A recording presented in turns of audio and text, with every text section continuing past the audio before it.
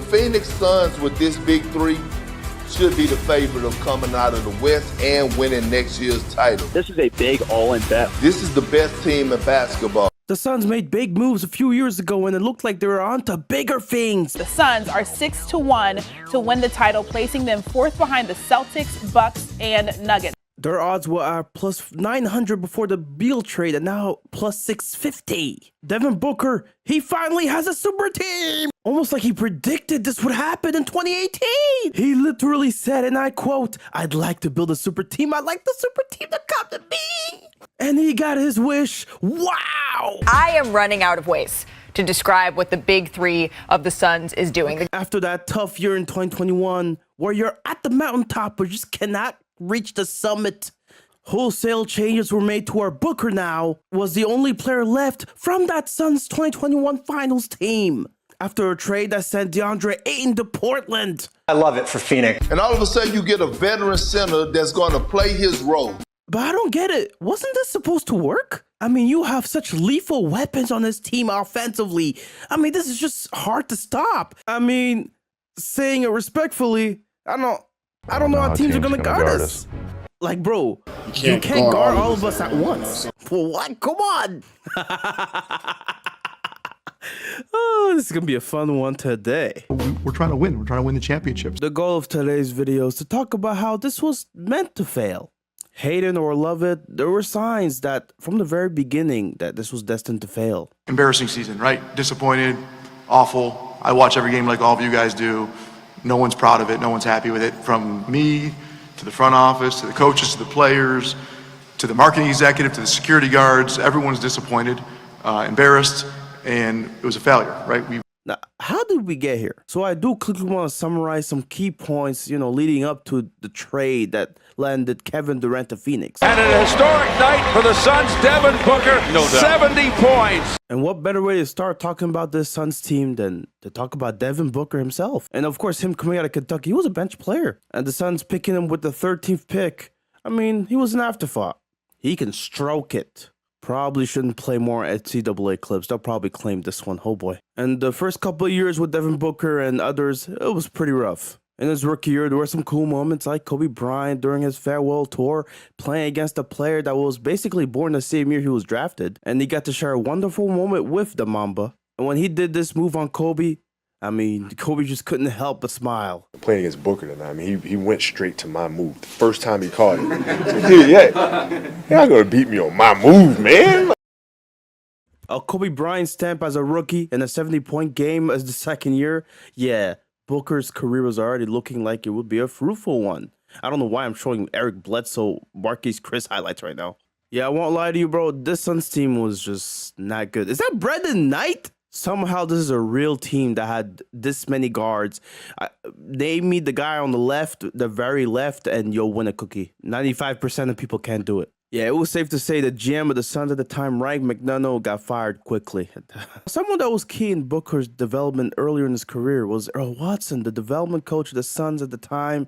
Because they had just paid Eric Bledsoe and Brandon Knight $140 million combined to start in the backcourt.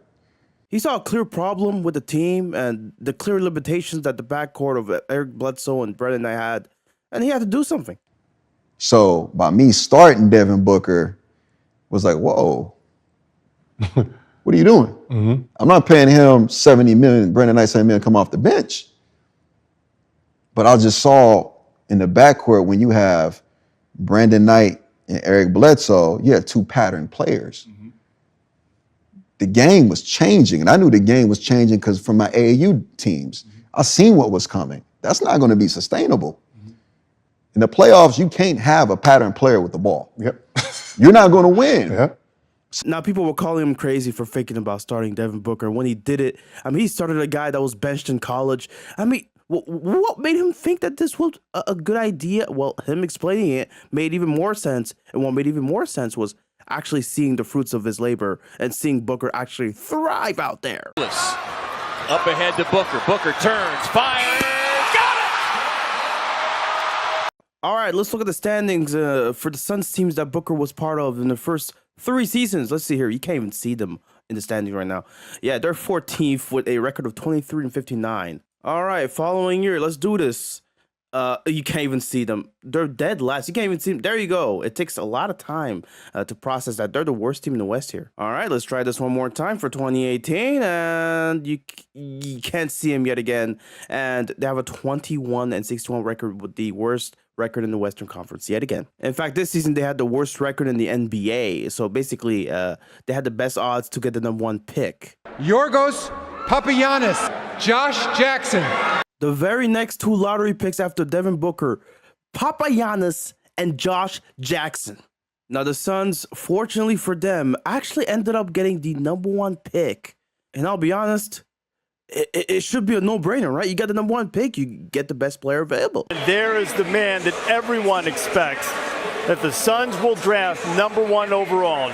I mean, he's a center with a 7'5" wingspan, best player in college, apparently. Best player available in the draft, right? I mean, there was also this player that was in Europe. I mean, his name, I think, was something like Luka Doncic. Another player that maybe, you know, the Suns could have considered here. What's crazy is during the same summer, the Suns hired Igor Kokoshkov. He was Luka's national team coach in Slovenia, was also an assistant with the Jazz before getting hired for this job. You'd think they'd pick Luka Doncic #1, right?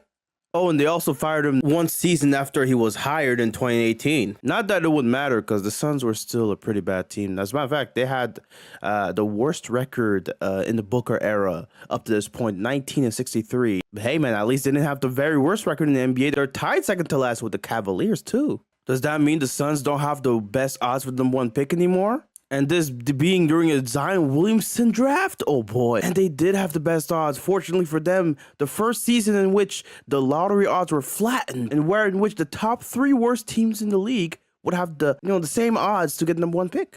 Pick number 6 goes to the Phoenix Suns. So the Phoenix Suns have dropped out of the top of the lottery. Oh my goodness. This is sad, but very, very unsurprising, honestly. Their luck is just not on their side. And in a draft that featured the most hyped prospect since LeBron James, the Suns will be stuck with some guy named, let's see here, Jared Culver. I won't lie to you, I don't know how things can get better from here. Everybody want to blame coaches in this league, and sometimes it's just players and bad general managers who get to fire several coaches before they realize that the general manager is the problem. Well, after firing Ryan McDonough, they got a new GM in town, James Jones. And as that lower third on ESPN says here, yeah, he went to 7 straight finals appearances because, he teamed up with LeBron James both in Miami and Cleveland. And they also chose a new coach in Monty Williams, who's well respected around the league and has been coaching for a while now. I'm done with not making the playoffs. I'm serious. This is probably my last year not making the playoffs. Well, this will now be Devin Booker's 5th coach in as many years as he's played in his career so far. Now, he's also playing with a player that was promising in his rookie season. Very interesting stuff here. Despite there being some good pros, there are some cons to this coaching job that obviously has scared a lot of other coaches potentially from even being a candidate for the Suns coaching job. What has scared everybody about this Phoenix job? Owner Robert Sarver. He interferes in basketball decisions. He has involved himself in decisions that, frankly, he doesn't have the expertise to make decisions on.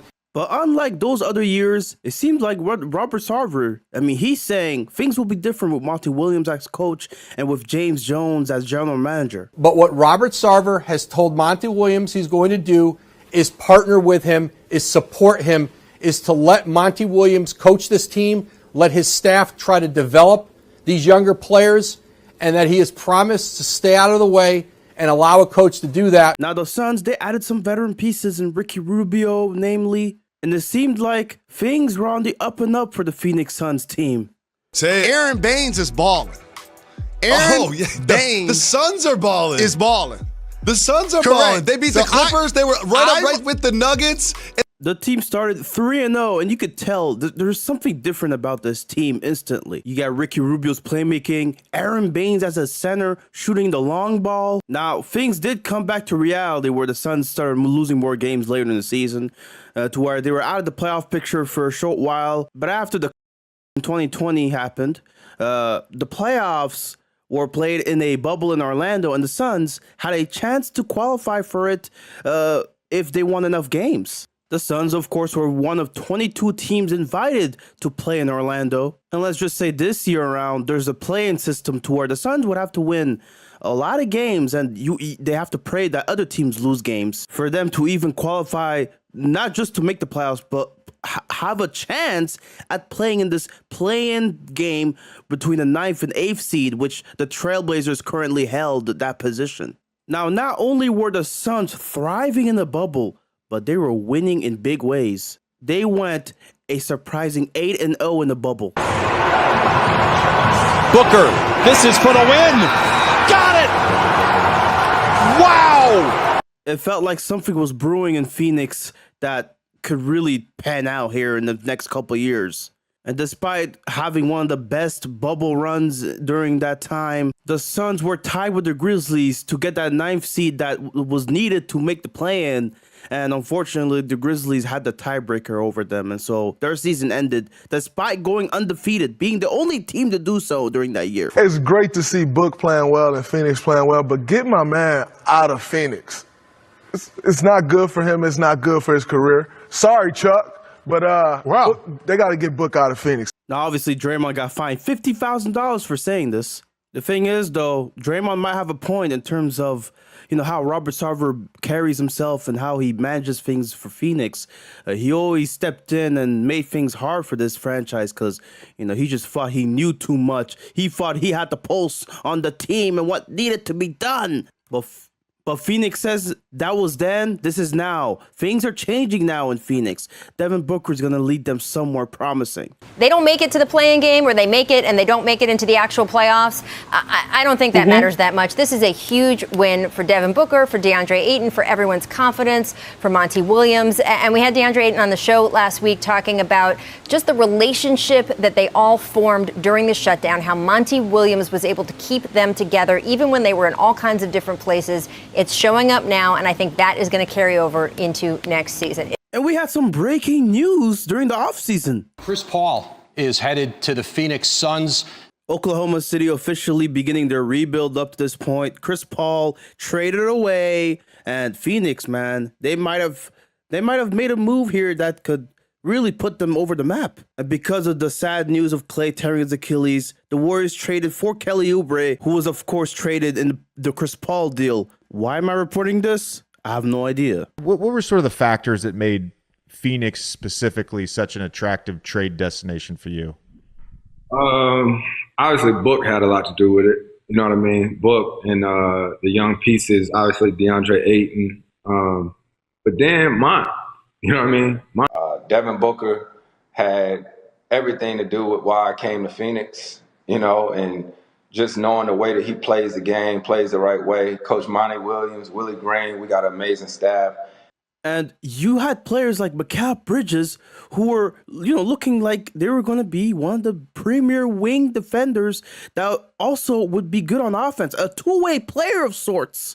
This season, he's defended Kawhi, Jamal Murray, Ja, Luka, Ingram, Mitchell, and so many other stars. He gets some of the toughest assignments in the league. And in the great video that Kevin O'Connor made for The Ringer, I mean, this guy is also pretty good with the ball in his hands. And let's just say this team led by Chris Paul was actually winning more games than you would expect. I got to confess, I slept a little bit on the Phoenix Suns. I didn't know, CP3. I didn't know. I'm looking at a Phoenix Suns team that is like 33-14. That's won 7 of their last 8 games.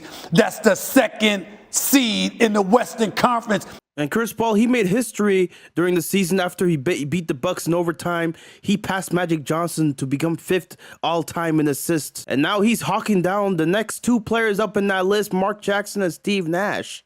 Hold on, I'm not done. Yes, sir, here it is, y'all. It's going on eBay for $1 million. You hear me? It's going on eBay for $1 million. CP wasn't only Chris Paul wasn't only getting top 5 PG shouts during this season. Yeah, man. Hey, listen. Suns and Blazers. I'm sick of this Chris Paul hate. He should be in the MVP conversation. Oh, stop it. He should be in the MVP. Who's hating on Chris Paul? I'm saying. Yes, he was getting MVP shouts from some people like Charles Barkley here. Well, look, it doesn't matter either way. Whoever wins MVP, the Phoenix Suns are going to be a top 2 seed in the Western Conference. And that's saying a lot. This team came, and they didn't even make the playoffs the previous year. This team doesn't shy away from a fight, and this city is ready. It's playoff time for Phoenix, and they would face the Lakers in a round 1 matchup. But unfortunately for Chris Paul, earlier in the game, you could see here, he bumps into his teammate here and then holds his neck area, shoulder area, and he would obviously have to go to the locker room to attend for that injury. Now you could see here, he did return the game later on, but you could tell that it was still bothering him. Devin Booker, 34 points, 8 assists. Suns take game 1. A lot of the pointing of the fingers were at AD. I mean, he just had a terrible game in the postseason. I mean, he's shooting a mid-May tour date in late May. I mean, this guy is just insane. LeBron can't do it alone. I mean, he did win Finals MVP the last season in the bubble, but AD, you gotta chip in. LeBron, look at this split. Now, I will say, he did have one of the more shameless flopping session here in the game. And let's just say in game 2, the Lakers adjusted. Shot clock at 8. Davis a screen. Wide open 3. Good! And Phoenix, hey, they stole a home game. The series is now tied 1 apiece. Take a look, Devin Booker running. Oh, Anthony Davis getting back on D, but hold on. Watch closely as he lands awkwardly. That looks scary. But now AD, despite the injury, stayed in the game, and not just that, he took over in his third quarter here. LeBron and AD combining for 28 points in this quarter alone. 18 for AD, 10 for LeBron. The most points scored in the quarter for these guys as a teammates. And of course, the Lakers winning this one now up 2-1 against the number 2 seed Suns. Sounds like Phoenix is in trouble to me. I mean, they gotta do something about these two. Chris Paul went off 18 points and 9 assists, playing like a warrior through that shoulder injury. Now the Suns in this game 4, they came right. They took care of business late to tie the series back 2 apiece. But unfortunately, the injury woes that would make the Lakers be a 7th seed came back biting even harder for AD here. Right here, AD goes for a layup, and then you could see here holding his thigh, hamstring area, non-contact injury. Those are the worst kinds. You could tell this was more serious than initially thought. Anthony Davis did suffer a groin injury in the second quarter. He didn't return in the second half. And in game 5, Chris Paul would re-aggravate his shoulder again, and it looked really bad for him. But for the Suns, the scoreboard looked very good. It looked like they were going to take care of this at home. And all AD can do now is watch as the Phoenix Suns would blow this team out the next 2 games that he was not able to play in. Devin Booker sticks it for the exclamation point, and Chris Paul and the Phoenix Suns knock out LeBron James and the Lakers. First time LeBron's ever been knocked out in the first round. Now, AD, he tried playing earlier in the game, but he just couldn't do it. That groin was still bothering him, and so he had to sit and watch this team lose. Well, now the Suns advance. First time they win a playoff series since, let's see here, 2010, where they beat the Trailblazers in 6 games as the number 3 seed in the Western Conference. Next game, it's going to be over in 5, all right? I'm calling you right now. That's the deal right now. Phoenix has come out on fire. They have been sensational, and that is all she wrote in game 1. Well, perhaps that dude was being way too generous, because this series looked like it was going to end in 3. I mean, this Denver team doesn't have, Jamal Murray playing for them. And so you're missing your second best player. Yeah, this series is not going to take a long to finish here.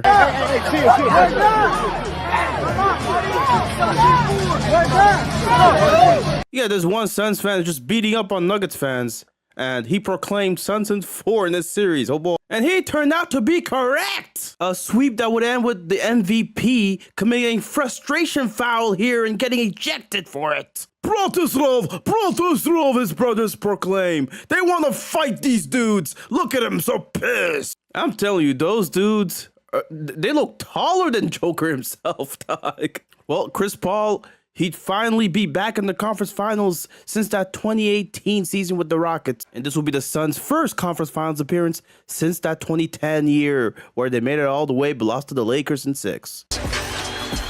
Cameron Payne will get the start. No Chris Paul. Chris Paul apparently entering health and safety protocols. Oh boy. So in the game with no Chris Paul, it would be up to Devin Booker to lead them to a win here. And lead them he did. Splash right here from 3. This is just beautiful offense, though. He always seems to find that open spot.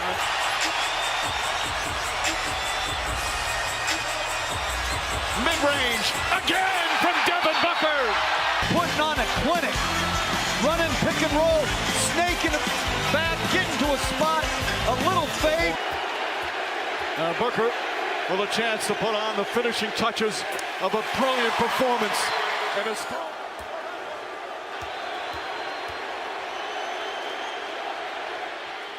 40 points.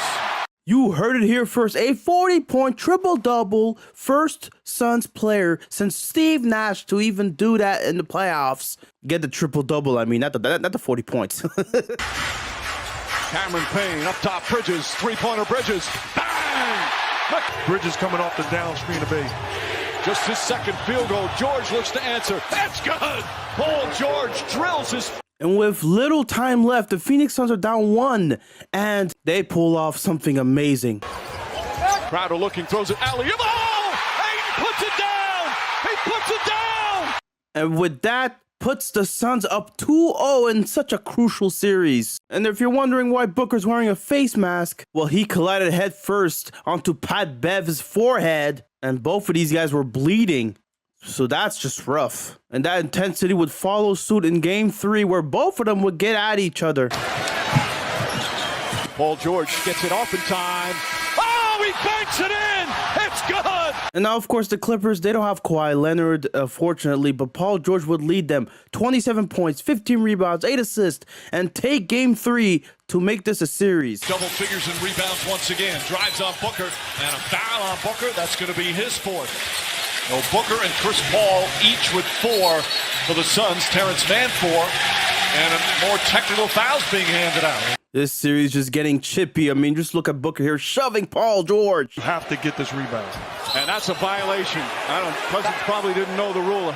Now this game would end in free throws with the Suns taking it home. And them up now 3-1. Oh boy, it looked like the series was going to be theirs. He'd be given a flagrant 1. Suns make it a 5-point possession, but Paul George nonplussed. Oh, look. PG, what the? Woo! He dropped this dude, Chris Paul. Made him look like he was bowing to Paul God. I mean, just look at this, man. I mean, just look at this, man. Chris Paul, no, they got you in 4K, HD, Ultra. Now, it was the Paul George game. He would score, let's see here, 41 points to beat the Suns at Phoenix. And man, this team, the Comeback Kings, apparently 7 wins when trailing in the series in this playoffs, most in a single postseason in NBA history. Chris Paul. There's the screen set by Ayton. Paul, pull-up jumper, puts it in. Chris Paul does it again. Chris Paul responded. Here, gets right to his spot. Little fade, mid-range. Paul, step back, three-pointer, puts it in, and the foul. Paul said, what, 41 points from PG? Let me respond back in kind. He would score exactly 41 points to take this series and win it. For Chris Paul on the night. And then look in the end. Look at the cheap shot from Pat Beverly right there. The biggest rat, the biggest loser ever, does the biggest loser thing that we know he's capable of doing, Patrick Beverly. And now the Suns, they win the entire Western Conference Championships in their first playoff appearance since 2010. And this is Chris Paul's first ever NBA Finals appearance. Oh, this is big. This is a big deal. Paul on the drive, draws the contact, count it, and 1. Chris Paul putting on a show. Having home court, and not just that, winning at home in the finals. Game 1 was theirs. And Game 2 looked like much more of the same. Crowder, Booker for 3. DeAndre Ayton the rebound. Paul for 3. Bang! Final seconds. The Phoenix Suns are now 2 wins away from their first NBA championship. We have a real team. You can't just key on one guy or two guys. Everybody on our team is capable of having a big game. The Phoenix Suns, they came in, they were locked in, they looked like they were together, and Monty Williams motivating his guys even more. This is the deal. One, you're getting back in transition. You don't have Giannis find a man and be a guard. Two, look at me. You set a high level for yourself. That's why you're down. That's great. Now go reach that level, okay? And you can reach it with force. Doesn't have to be stats all the time. Go dominate the game with force, okay? Because you set a high level for yourself. Go dominate the game with force. You could just tell a guy like Monty Williams, he was built for moments like these, and Ayton, he's taking it all in. And the Suns doing a fairly decent job despite having to face the behemoth that is Giannis. I mean, are you seeing the company that he's in this one? 30 points, 10 rebounds, 5 assists through 3 quarters. One of 4 players in the last 25 NBA Finals. You know all these dudes by one name. I mean, this is just insane. And let's just say Game 3 was not going to Phoenix Suns side. But that's okay. You're still up in Game 4 with closing moments left here. But you got numbers. Giannis kicks it out. Connaughton for 3. Bang! Okay, not anymore, but like the game's not over. Booker the drive. Booker the pull-up, and he banks it home to tie the game. 40 points for Booker. It's only the 3rd team foul. Middleton finding some space. Jump shot is good. Middleton fakes, now dribbles. Foul line jumper shot. It's good. Now Booker with Tucker on him. Throws it up for Ayton. Shot blocked by Antetokounmpo. What a block from Giannis. Chris Paul falls down and lost the ball. And you've got numbers right now if you're the Bucks. Holiday, Middleton, inside. He banks it home. Timeout, Phoenix. And that'll do it. The NBA Finals are tied at 2 games apiece. What's even worse in this game is that Booker had committed his 6th foul right here. The refs didn't call it, so he was still playing even though he should have been fouled out. And they still lost. I won't lie to you, it's not looking good. Game 5, you're down. Paul makes his move, gets inside. The running layup is good. Booker the drive, gets inside, leans in. Knocked away and stolen by Holiday. Phoenix has to foul. Antetokounmpo throws it down. The series is slipping by them. Just like right here, the ball slips out of Booker's hands. Holiday gets it. And we all know what comes next. The Giannis dunk with Chris Paul pushing him as he's in midair. What a dirty play, but nobody cares too much about that because Giannis still dunks it in and one. And look at that stare. Just a legendary moment right here. The Bucks now 1 game away from winning a championship. Wow. Well, Monty Williams says Mikal Bridges running the floor. Shot blocked by Antetokounmpo. I'll save Phoenix Suns fans the trouble of going through this one. Giannis, 50 points in this game. One of the best closeout games in finals history. And yes, they of course win this one, which is what makes it even better. And the championship is crowned in Milwaukee, and Phoenix still has ways to go to get back here. Booker, I mean, let's be honest, he could have played better. And me showing these lowlights isn't indicative of Booker just being completely terrible. The whole team could have stepped up as a whole, but, you know, Booker, he's one of their main pieces. And in an elimination game like this is something that's going to, you know, come back to haunt you if you never get back here ultimately. Because many can argue it should have been Phoenix winning this championship. They're up 2-0. Yeah, they faced a better player in Giannis, but as a team, the Phoenix Suns should have been able to take care of business. But that's just how it ends. Well, it's the following season, and Landry Shamet is a Sun. I promise you there's no reason that I'm mentioning this other than the fact that he is a Sun. Okay, moving on. Christopher Emmanuel Paul just got a big contract, $120 million for 4 years to be a Phoenix Sun. There's a new sheriff in town, and his name is Chris Paul. We all know this. He was pivotal in the Suns making the final. I don't know why I'm repeating this. Script writers, bro. They gotta come up with something better. Let's see here. The Suns got a new practice facility. Bro, then nothing happened this offseason for me to note? Like, what the hell? We're talking about a practice facility. No one cares. The big question, obviously, going into next season is, could the Suns repeat that magic they had in 2021? From Devin Booker. Because Devin Booker had himself a game last night. Yeah, that shit says 10 consecutive wins. They've been rolling this season. And they faced a Warriors team that looks way better than they did last season. And they will go on to beat them, even with Booker leaving the game early due to a hamstring injury. And that's now win 17 straight for the Phoenix Suns. And Curry, he got shut down this game with only 12 points on 4 of 21 shooting. Oh my gosh. And I'm watching the Phoenix Suns last night. They would sweep the Lakers in 4 games if all 4 games were played in Los Angeles.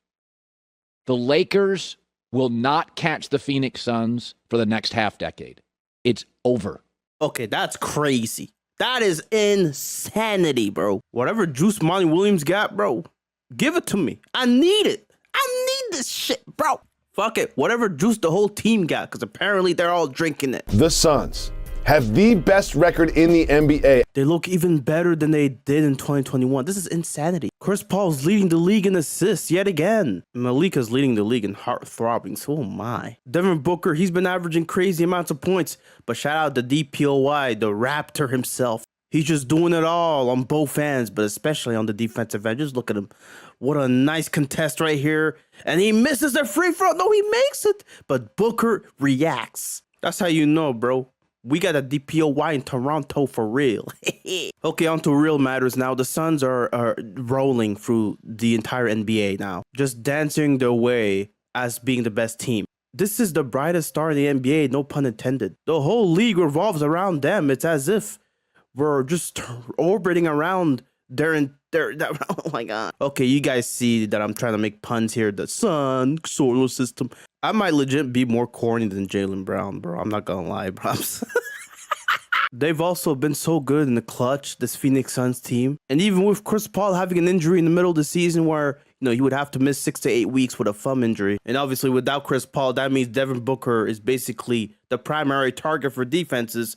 And let's just say defenses are contesting almost every shot that he's taking. The Suns, they've been rolling, best team in the NBA. The Suns in the clutch this season, #1 in offensive efficiency, #1 in defensive efficiency, #1 in net rating, #1 in clutch time record, #1 in clutch field goal percentage, #2 in clutch free throw percentage, #1 in opponent clutch field goal percentage, #2 in opponent points per game in the clutch.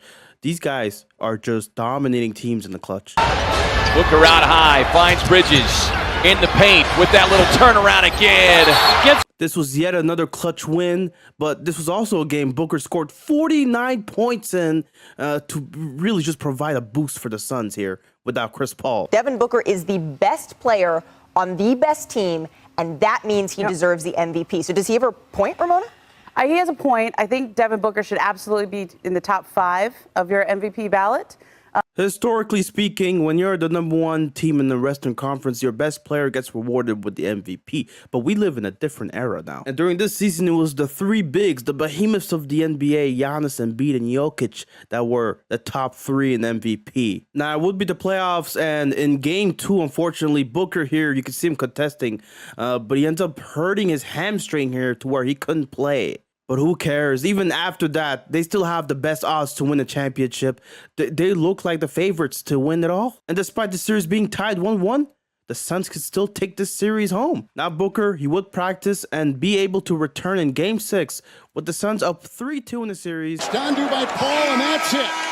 Game series. The Phoenix Suns have survived. And now with both Chris Paul and Booker back healthy, I mean, this team is just fully loaded and will take on anybody at this point. And they're taking on a 4th seed Mavs team. Let's just say they're doing a good job at winning these games now. They're up 2-0 on the Mavs here already. Chris, when you're playing a guy like Luka Doncic, and how important is it to make him work defensively as far as running him through a lot of actions, especially late in the game when he's logged heavy minutes like that? We just try to play. Take what the defense gives us. Yeah, it looked like these dudes just knew that they were the better team. It's over, man. The series is gonna end soon. We don't gotta worry about Luka, really. And better yet, CP was turning... Whoa. Chris Paul was turning 37! Happy birthday to you. Okay, that might get claimed. I'm gonna stop. Doncic almost turned it over. Got it back with a fortunate bounce. Bullock, the dagger. Time. Okay, so Dallas wins Game 3. You know what, man? Let them have one game, right? But this series is over. Oh, wait, hold up. Wait a minute. Chris Paul incensed as some Mavs fans are harassing several members of his family that are attending the game. Turns it over, and Chris Paul got run over, and that's going to be a foul. Offensive. No, an offensive foul. That's 5. Against CP3, picks up his 5th. Chris Paul, as soon as he turns 37, forgets how to play the sport. He fouls out here early in the game. Finney Smith, one more to Bullock. Finney Smith for 3. Dallas. Heat check. Finney Smith. Fire! Finney Smith, fire! Pretty points don't count. Luka with the spin on a platter. Doncic working against Aaron Holiday. Little machine gun dribble, a pass. A bullet to Kleba. And that's it. What's happening here? Dallas ties the series back to a piece. This dude, Chris Paul, not to mention, is a shell of himself on the road. I don't know what's going on with the dude. All of a sudden, it feels like he's just not good anymore. If the Suns want to win this series, they're going to need Chris Paul to play the way he's been playing earlier in this playoffs. And in Game 5, well, he didn't play that good.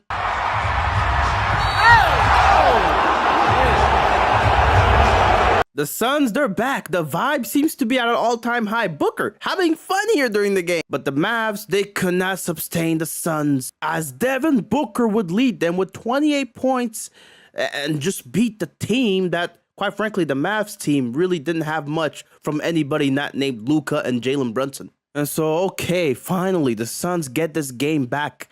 They get the series back in control. Game 5, pivotal win here. And oh boy, the Mavs might be in trouble here. They're heading home for a Game 6, but they're down 2-3. And it might be over for the Mavs. Oh, the Cinderella run, it's over. Doncic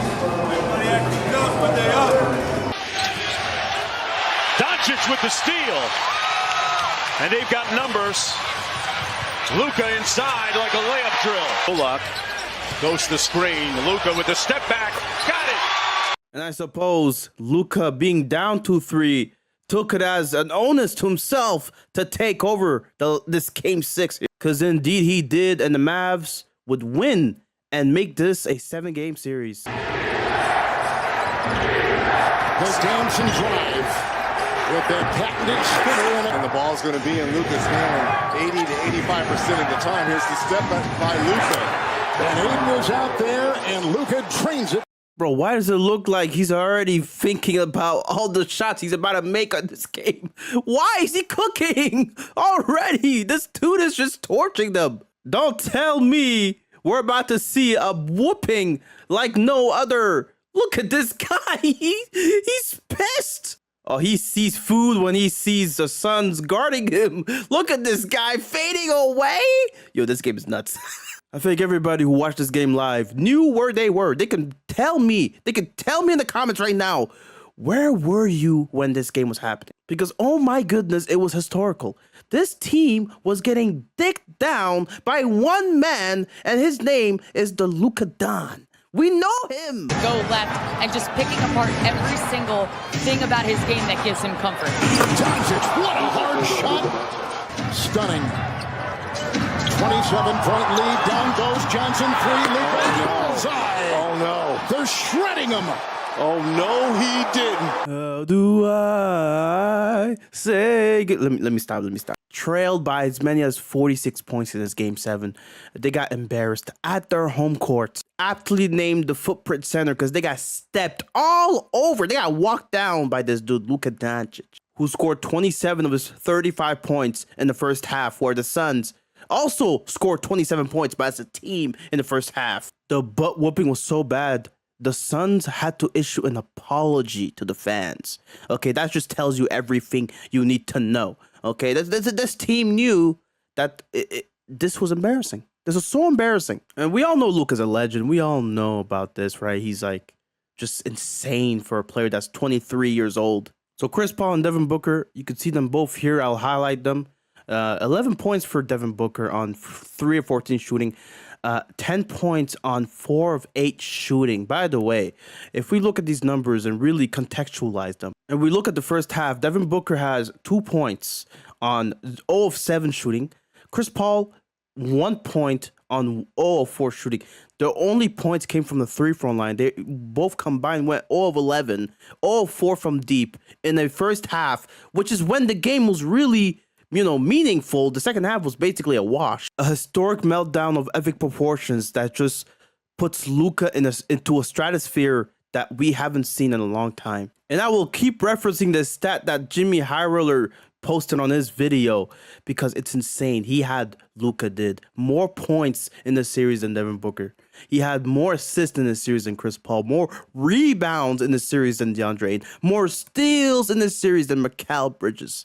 Like, I'm sorry. Is it even possible for a franchise to recover from an ass whooping like this? So in Game 7 Sunday night, DeAndre Ayton, he played only 17 minutes. That's the fewest in any postseason game of his career. And this guy, Ayton, scored 5 points in this game, his playoff worst, and got benched by Monty Williams, okay? This guy got benched early in the third quarter and basically didn't play again after that. DA only played 17 minutes tonight, and so he didn't play most of the fourth quarter. Is there any reason why? Is he hurt or? It's internal. Sounds like things aren't going well over there in Phoenix. Oh boy. Now, this seems to be contract related. He didn't get to an agreement with the franchise on a rookie scale extension, and he's owed a max this summer. As a restricted free agent, obviously Phoenix can match whatever offer another team puts up. The Indiana Pacers have shown, probably of the teams outside of Phoenix, the Indiana Pacers have shown a lot of interest in DeAndre Ayton. Now, the month of July, there was obviously free agency talks. Kevin Durant being the biggest story, where he requested out of Brooklyn. So a lot of teams are looking at that and are thinking, oh, interesting. There's this hypothetical trade being thrown around with DeAndre Ayton involved, to where Phoenix could get Kevin Durant potentially. The restricted free agent center DeAndre Ayton has agreed to a 4-year, $133 million maximum offer sheet with the Indiana Pacers. This is a big yikes for Phoenix. Oh boy, they got 2 days, 48 hours to match the offer sheets. Unless they do that, and if they don't, well, Ayton's gonna walk for nothing. And as it says here, the Suns have 48 hours to match that offer, which is the largest that we've seen in the NBA history. If they don't, well, he's just going to walk for nothing and go to Indiana as a free agent. And now, because of this, the Kevin Durant trade to Phoenix that people were hypothesizing can't even happen this year. How does the Ayton news affect the Kevin Durant trade market? Well, for Phoenix, it really leaves them probably without the assets to be competitive for a Kevin Durant trade. Again, DeAndre Ayton can't be traded until January 15th, and again, not without his consent. The belief in the league is that the Suns will indeed match this offer sheet. Yeah, this is a big yikes. A Suns team that clearly didn't want to pay Ayton that type of money is now having to do so because they're basically put in a position to be forcibly having to do it. Lest they want to see him just leave for nothing. They don't want to see that happen. So they have to pay him. So not only can the Suns not even go and trade Kevin Durant without giving up other pieces, well, now they're in the luxury task for the first time in 12 years. And we all know how cheap Robert Sarver is. Oh boy, this might not end well. Wait, hold on. Allegations of, wow. An article came out, scathing article, talking about Robert Sarver and the allegations surrounding him and his organization. And these allegations are so bad. Robert Sarver has basically said he will sell the team that he's owning, that he will sell both the Suns and Mercury after these allegations surfaced. Have you and Monty kind of been able to move on? You haven't spoken? I haven't spoken at all. Ever since the game. Bro, what? This guy hasn't spoken to the coach since that Game 7 where he got benched. Oh boy. So not even. You hoping that changes here eventually soon? I'm here. You happy to be here today? Yeah, I'm alright. The vibes are at an all-time low, it seems, since obviously Chris Paul came on the team. This is not good. I haven't talked to a bunch of our guys. As I said earlier this summer, like they needed a break from me, the gym. Unless you were in the gym like every day, I've had interactions with everybody, but talking to guys about deep stuff, there's a number of guys I haven't talked to. Even when guys were in the gym, I wouldn't come downstairs just because I wanted them to get a break from me. Hey, that's W damage control for Monty, but the room still stinks. I'll tell you what. And that will do it. What the hell is this? The Suns lost to who? An Australian NBL team called the Adelaide 36ers. Wowzers, man. And as if things can get worse for this franchise, I mean, players are starting the season hurt. Just like Ayton, you got Cam Johnson now in contract negotiations. And obviously, he's also returning from an injury that he sustained in the offseason. There doesn't seem to be bad blood between him and the franchise, but, you know, something to keep tabs on. News, and it's not good for the Phoenix Suns. They're going to be without Cam Johnson for the foreseeable future. Reports tonight say that Johnson has a torn meniscus in his knee, and he will be sidelined for the time being. And he's going to be out for 1 to 2 months after getting that surgery. Oh, boy. It's already been a tough night from an injury standpoint for the Suns. This is Ayton come down awkwardly on that left ankle. This was Ayton just seconds ago. They might be cooked. Booker with 9. Booker. Blocked by Butler. Taken back by Booker. 3 seconds left for the win. He missed it. I mean, at least James Jones is going to be promoted to president of basketball operations, right? That's good news, right? I think it is, right? Look, I'll be honest, there were some bright moments during this stretch here. Booker with 51 points in 3 quarters against the Bulls. And in other news, some guy named Matt Ishbia has agreed to buy the Suns for a record $4 billion. So a little bit of drama in Phoenix last night. So we're going to pick it up. Suns Wizards, just over a minute left here. Wizards up by 5. Deni Avdia's at the free throw line. But watch DeAndre Ayton and Mikal Bridges here. They're going at it a little bit. Even though opponents confused, Bradley Beal is like, yo, bro, what's going on? Hey, keep it going. Hey, I want to hear some more of this. And then you have Monty Williams and DeAndre Ayton going at it. Oh my goodness, this is getting nuts. Yeah, this season is not looking so good anymore. It's the whole team in those moments. It wasn't just DeAndre, it was the whole group out there not executing properly. And it was a bit of frustration, but that happens. That was not an isolated one person or one player thing. And this is definitely not the news you want to see around this time of the season. Devin Booker out for at least 4 weeks with a groin strain. All 3 been losses, and I know at a record of 20 and 21, where they're tied for 9th and 10th right now in the Western Conference. They dropped their 10th game in their last 12. They got blown out by the Nuggets. They fall back below 500.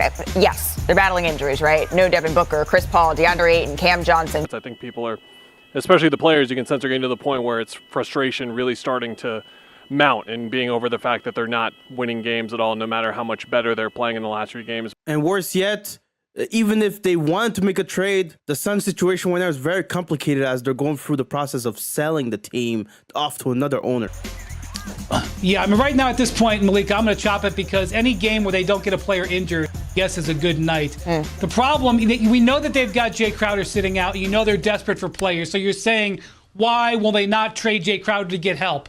And the reason is they've got 3 quasi-owners, like nothing I've seen before in my 20 years covering the NBA. They have Sam Garvin, who is the acting owner right now for Robert Sarver, who is in the middle of selling the team because he is suspended. But while Sam Garvin has said he has the authority to make trades, he actually doesn't, because under the rules that the league put down under the suspension, Robert Sarver is allowed to say yes or no to any trade for a player that makes over $10 million. Which is who Jay Crowder is. Any trade almost certainly has to go on Sarver's desk. Meanwhile, Matt Ishbia is going to try to take control of this team within the next month. I'm not sure that the league is going to get through with their vetting process, but he's hoping to get control of the team ahead of the trade deadline so he can have a decision on who the trade is. So the Phoenix Suns front office, James Jones, is trying to help his team. He's got different people saying yes or no that he's got to sign off on. It's very, very difficult for them to get something done, not to mention the trade market's tight. So even with them, winning some games here and there, you look at the standings and, yeah, the Suns are below the play-in right now. They're 11th in the Western Conference. Now, there seems to be some good news headed Phoenix's way with Devin Booker, an update, a crucial update about his injury status. Malika, I'm told that there's optimism Devin Booker could be back as soon as Tuesday's game against the Brooklyn Nets. Be clear, this particular franchise was the target. right? This is not they're for sale. This was, I can't believe they're for sale. I'm so excited about the Mercury and the Suns, and how can I be involved? Phoenix now has a new owner officially, Matt Ishbia. This is going to be interesting to watch. So February 8th, February 8th, when it was officially announced that he would become the owner of the Phoenix Suns for a record $4 billion officially. And the next day at 1:05 a.m., Adrian Wojnarowski tweets something very interesting here. Matt Ishbia, who now owns the team, was very quick and got a trade to be made for Kevin Durant. Yes, Kevin Durant will be traded to the Phoenix Suns. And now Phoenix has Kevin Durant on their team with TJ Warren. They have to give up a lot, though, still, to get Kevin Durant. Full details has it here. Mikal Bridges was traded. Cam Johnson, Jay Crowder, 4 unprotected first-round picks, plus a 2028 pick swap that's going to be given to Brooklyn as well. And we know KD, he's a bucket getter, man. He showed it in Brooklyn and, in the playoffs where he really had some numbers that were quite historic. But unfortunately, obviously, we know about the foot on the line. Many people would say if that didn't happen, Brooklyn could well be on its way to a championship instead of the Milwaukee Bucks that year. But then over the next 2 years, a lot of things happened to where it just got harder for the Nets to justify having some of these players on their team. And along the way, trades were made and the Brooklyn Nets had to move off of some players. And KD's time in Brooklyn, quite frankly, is a big what if. And when he requested a trade in 2022, the preferred destinations was both the number 1 seed Phoenix Suns and the number 1 seed Miami Heat that year. And ultimately, KD got his way at the end of the day. Jason Bartelstein is going to be the new CEO of the Phoenix Suns. Shout out Brendan Clean from Locked on Suns. He basically talks about this where Matt Ishbia, this was his first hire. And the connection here is they both are from Michigan and both played at Michigan State basketball as walk-on players. He is the son of Mark Bartelstein, who you might remember or know of as an NBA agent. Mark Bartelstein is one of the biggest agents in basketball. He runs Priority Sports. You've probably seen him in a Woj tweet or two. He is the agent for Bradley Beal, Michael Porter Jr., Gordon Hayward. I think some of you are beginning to put the puzzle pieces together. I'm looking at the Phoenix Suns, and I believe that the Phoenix Suns are going to the finals because I believe that Kevin Durant will rise and elevate to levels that most people can't reach. And I think that he will carry Devin Booker and CP3 and DeAndre Ayton with him. And there's some hype building up for this Phoenix team, despite KD having gone down with an injury during his time in Brooklyn shortly before the trade happened. So KD, he had to watch from the bench the first couple of games when he was in Phoenix. Man, I missed the game. It's tough, missing a month of the season, but I'm glad my knee's back right. I'm glad I'm just on the road to, playing more and more minutes each game, and I'm looking forward to what we can do. We can build from this. So. Yeah, he played his first Suns game against Charlotte, and he was not bad. 23 points. He looked pretty good. 6 rebounds, 2 assists, 2 blocks as well. And then he played against the Chicago Bulls at 20 points. It's just looking like he's starting to get the feel again. He's starting to get back into that KD mode that we know him as, the sniper, the Slim Reaper.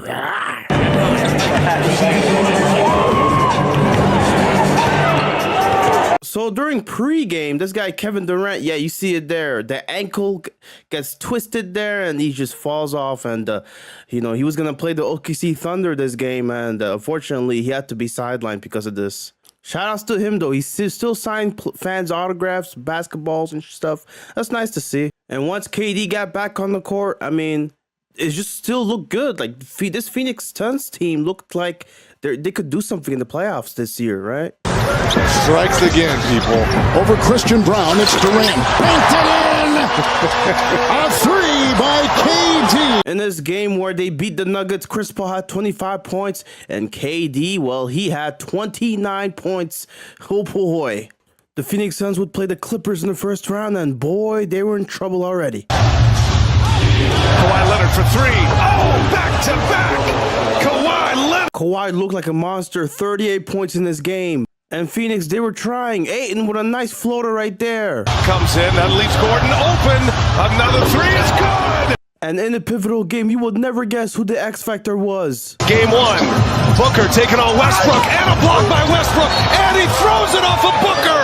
It is Clipper ball.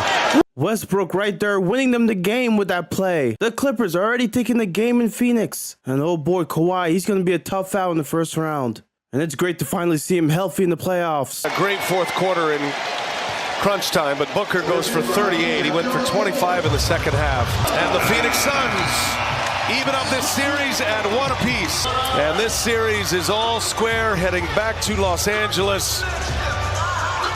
Game. Wait, hold up there. Chris Paul just bumping into him. Oh, interesting. Things getting spicy. Booker heating up. Oh, man. This guy dropped 38 points one game, 31 points another. And walk off the court, looks absolutely fine. And then Ty Lue wakes up the next morning and finds out he can't go today. So apparently Kawhi sprained his knee in game 1. And in game 2, he played through it.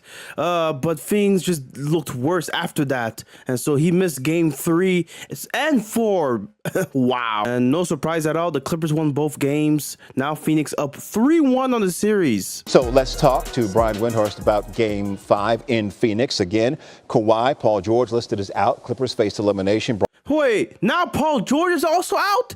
Oh, yeah, end the series already. This shit, man, this is so stupid. I can't even lie. That's disappointing as hell, bro. Oh, my goodness. The Phoenix Suns are able to win this series thanks in part to injuries. Yeah, I'm going to talk a bit about how this series ended up for the Phoenix Suns, but yeah, it was a wash after Kawhi was out. LA Clippers forward Kawhi Leonard has been diagnosed with a torn meniscus. Okay, it makes sense why he didn't play those games. And that just puts further into question the Clippers, as a team in the future, right? Now, I made a video last summer about this team. I'm going to have an update video coming up in a couple weeks, probably. But be sure to check the last update up from last summer if you're interested. This guy, Booker, dropped 47 in Game 5. This guy was dropping numbers the whole series. With his 47 points tonight, Devin Booker passes Charles Barkley for the most 40-point season history. You look at this series, Booker averaged over 37 points per game, shooting over 60% from the field. That is historic, especially for a guard. You look at this, it's almost a 70% true shooting percentage on the series. That's just incredible. To put that into context, Booker is the second player in NBA history to put up 35 or more points per game while shooting 60% from the field and 80% from the three-point line in the series. You could guess who the first player was by this picture, obviously. And Booker's 47 points and 10 assists in this series-clinching game was the first time that we've ever seen a player score 45 plus whilst having 10 or more assists in a series clinching game. What was it like seeing Devin explode in that third quarter? Yeah, it was spiritual. I don't know how this man Booker did it, but he made KD feel some type of way about scoring that many points. 23 in the third quarter of that game too, by the way.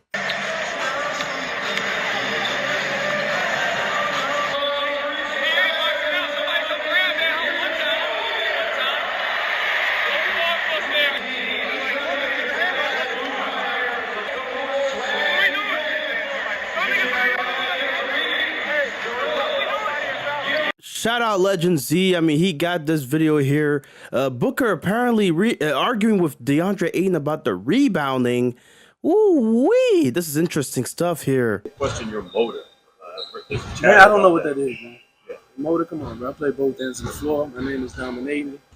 I anchor the Phoenix Suns on both ends of the floor. Motor, really? You gonna talk about a motor, man? Yeah, people were questioning his motor, unsurprisingly, and in the first round series in the playoffs, this guy said the corniest things I've ever heard, and I didn't want to play the clip further because it was just getting worse. But I'll quote it anyway, since you guys probably want to know what he said. He said, "My name is Dominating. I anchor the Phoenix Suns on both ends of the floor. Motor, man, really? Nope. I run on Tesla battery. Ugh, yeah, cringe." Man, if those Tesla batteries catch on fire, just know it's going to take a while to take them out. The Suns in the first round would play the Nuggets. And let's just say game 1 was not the Suns' game. And there was a play in this game where Suns fans were upset at DeAndre Ayton. Oh boy. Curling, here he comes. Left hand, no. Jokic, couple of tries, misses, gets it back, missed again. And Denver somehow comes up empty. Look at Christian Brown. Picks KD's pocket, but boy, they're missing all kinds of little bunnies in. Just an all-time bad sequence from DeAndre Ayton. Oh my gosh. And in game 2, the Suns would look to rebound from that awful game 1. Good job defensively. Just nothing easy in this first half. Booker from deep. Booker baseline, misses, offensive rebound. Ayton back to Booker, splash. This time the Suns were in this game. It was much closer, much more competitive. And it was a Chris Paul show in the third quarter. Oh boy. Paul gets a screen, fakes, just masterful. Booker the jump pass, good look. KD got it. But they've got to settle themselves down and get back to executing. Paul, what a shot. He's got 8. Largest lead tonight for Phoenix. Jokic with a team-high 20. This is Bruce Brown. Short. One-handed rebound. Caldwell Pope. Paul limping into the locker room. If you know anything about Chris Paul in the playoffs, something like this was bound to happen, but this is just the worst timing. He was going off. The Suns looked like they were going to take control of the game. And now it seems like his groin area, it's hurting. He has to go to the locker room. And he would not return in the game, and the game was Denver's to win. Oh boy. Chris Paul, his status is in doubt for Game 3 and Game 4 against the Denver Nuggets. That's due to a left groin strain, according to our senior insider, Adrian Wojnarowski. What sucks about this is Chris Paul was their best plus-minus player. In terms of opponents being outscored, when Chris Paul's on the floor, they were outscored by a team-best 39 points during the 7 playoff games he was playing. And now he might not even play again. And just like I said before, the history with Chris Paul's extensive. This stuff always seems to rear its ugly head, man.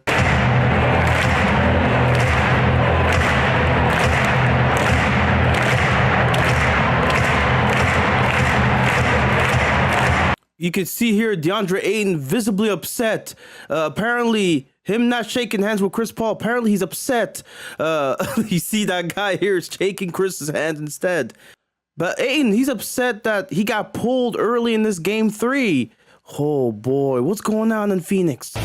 Durant finds Warren. He's had a couple big buckets in the fourth. Shot clock fading. Durant, you bet! In the game 3 that the Phoenix Suns won, Kevin Durant leading them with 39 points. But you see here, no Ayton in the paint. It's Jock Landale, the coach. I mean, he just sees Jock Landale outplaying Ayton in his minutes. And he's electing to put him in the game in the closing minutes rather than putting DeAndre Ayton in the game. Oh, boy. I don't mean to bury the lead. I'm not going to lie. I should have said this earlier. But Booker averaging, yet again, crazy stats against the Denver Nuggets in the second round. And in that game 3 where Durant had 39, Booker had 47 points on 20 of 25 shooting, exactly 80% from the field. Let's just say Booker is an elite company. I mean, just look at this stat here. Most points through first 8 playoff games in a season. This guy, by far the most efficient out of everybody on that list.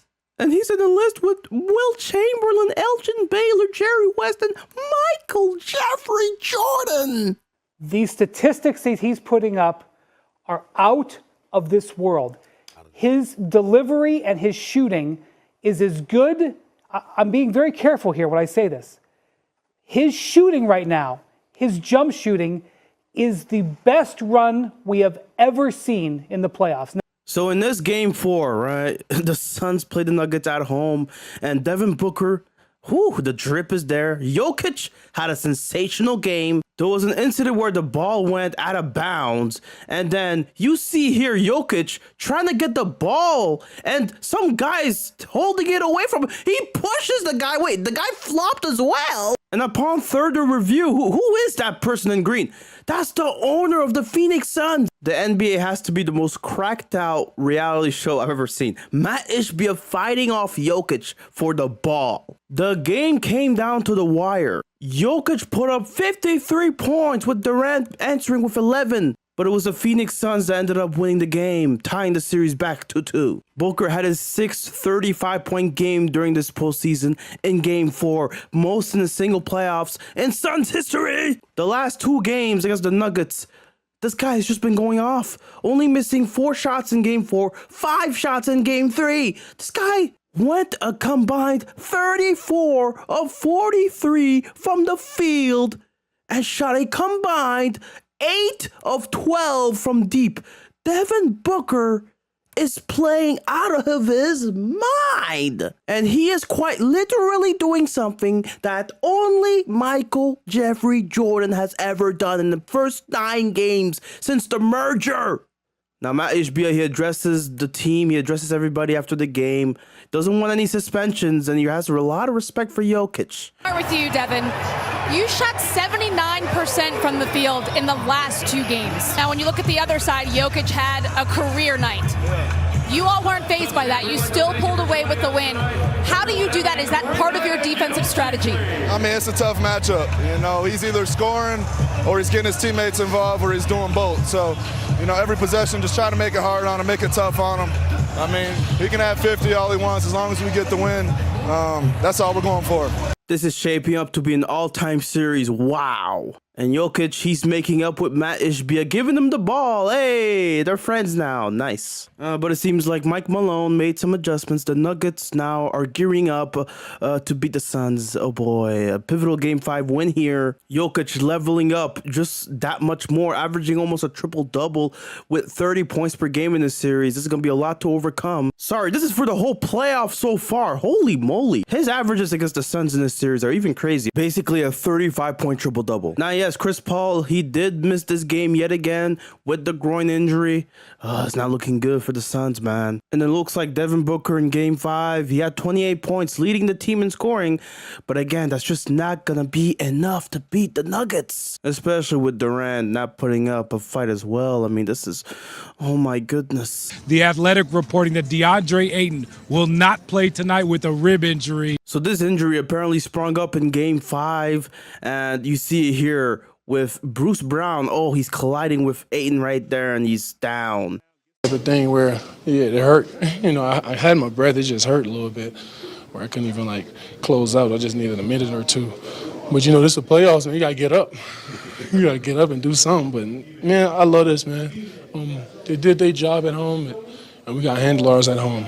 Like Sham said, this is a 7-game series, man, and may the best team win. I mean, these days, it's looking like Jock Landale's the better center. I mean, it's just quite a shame seeing, you know, DeAndre Ayton not being able to play in Game 6. They're going to have to rely even more on Jock Landale's heroics, I guess. And I'll be honest, Phoenix never had a chance. With or without DA. Elimination game. Last year it was Game 7 in the conference semis against Dallas. Tonight in Game 6 in the first half against Denver. As that one spins around and Suns fan rightfully so booing the team as they're down 30 in the first half. The Phoenix Suns might as well forfeit this game and just go home and watch it and tell everybody to do the same. That's the most entertainment they're going to get in that arena tonight. This is over. It's embarrassing. I forgot DeAndre Ayton was going to be injured, but the bottom line is it wouldn't have made much of a difference. Props to you. An absolutely pathetic, awful performance. They're outclassed. They're outmanned. They're out-physical. They're out-game plan. They just don't have anything going for them right now. Nothing like a Stephen A. rant, bro. I'm not gonna lie. I had to play this. It was so gold. This was gold, man. And it's just so funny. You see Chris Paul witnessing this from the bench. DeAndre Ayton witnessing this from the bench. And that's the unofficial Crody, Terrence Ross. Oh, no. Well, the series was over. Denver wins in 6. It's unfortunate. It's a shame, really. And I can't even lie. They're doing KD dirty, showing his lowlights. I mean, quite frankly, he wasn't that good in this game. And if you look at the numbers, at least he showed up. Devin Booker looked like a shell of himself, even more so in Game 6. 12 points only? Are we serious? But I'm going to have to expose Kevin Durant here, because the only reason he has more points is because he stat padded in the second half when the game was basically over. He was 2 of 11 in the first half, by far the worst player out of the 2 duos.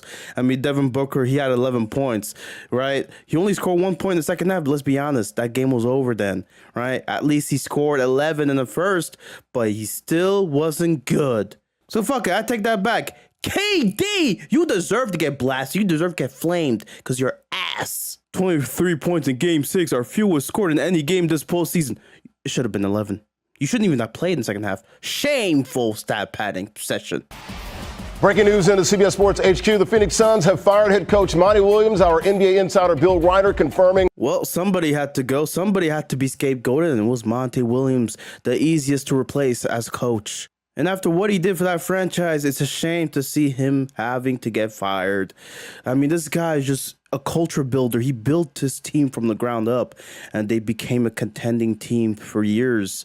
And this is how he gets treated. It's just sad. But Suns fans, they say he had to go due to how they underachieved in the playoffs, especially in the last 2 seasons. He's such a well-respected coach. What more can you tell us about the whole situation? Hey, Greeny, I'm told that Matt Ishbia, the new Phoenix owner, never really took to Monty Williams from the time he was approved as owner.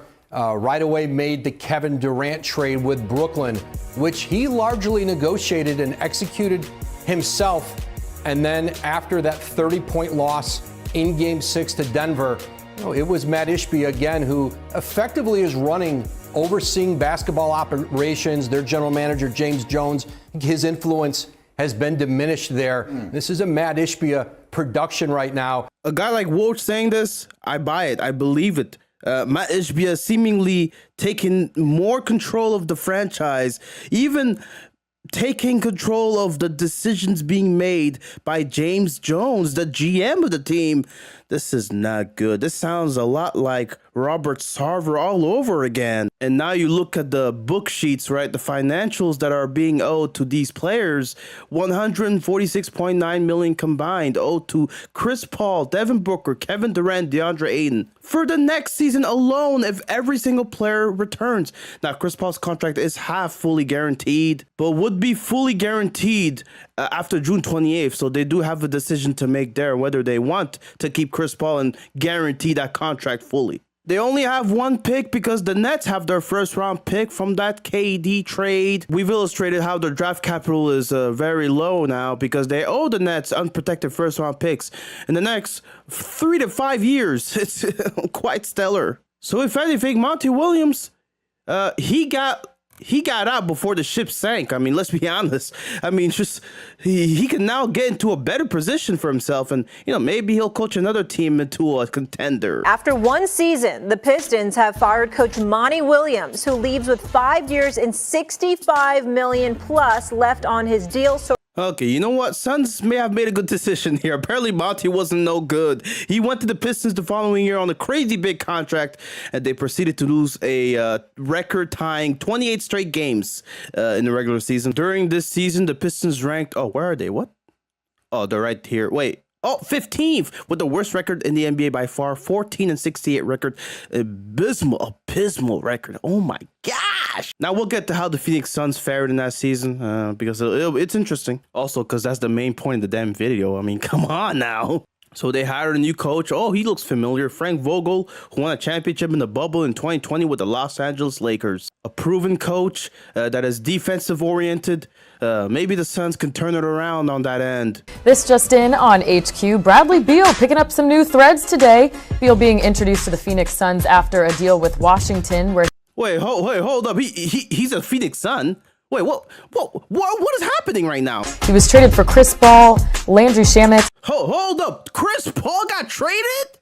Oh, wow. Interesting. So the Phoenix Suns got Bradley Beal and they didn't have to trade any of Booker, Durant, and Ayton.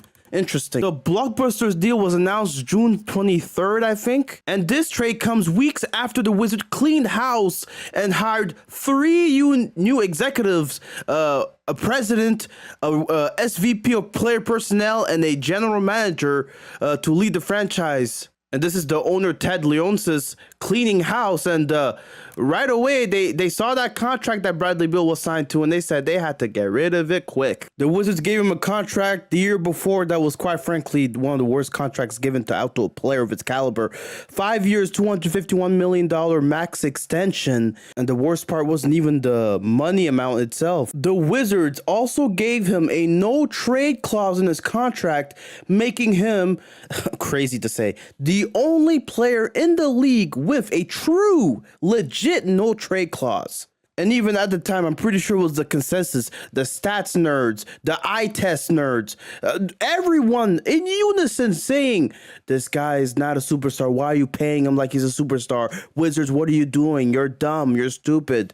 And kudos to the Wizards. They changed their management, and guys that came from the Clippers organization, the OKC organizations, guys that seem to have their heads screwed in right, well, they saw that contract and they said, we got to find a sucker to trade it to. And they found it in Phoenix. I wonder how that was possible. Oh, boy. Now, you may think, oh, this video was made in hindsight. You're talking about this in hindsight. Even at the time, I promise you, I had this exact same feeling. I said, this is not a good trade. This was one of the stupidest things Phoenix could have done. You basically trade one of your more valuable players. Yes, he's aging in Chris Paul, but he's still a very valuable piece at the point guard position for a player that basically does everything that you already have in Devin Booker and Kevin Durant. What the hell? And he's injury prone too? Well, kudos to the Wizards. They got rid of the worst contract in NBA history at that point. And the Phoenix Suns now have to deal with that. And let's see, how much do they owe this team now financially? Because Chris Paul was a $30 million deal. I think Bradley Beal's is more than that. Durant, Booker, Beal, and Ayton will have a combined salary of $161 million next season, and that's just $4 million shy of the luxury tax threshold of $165 million.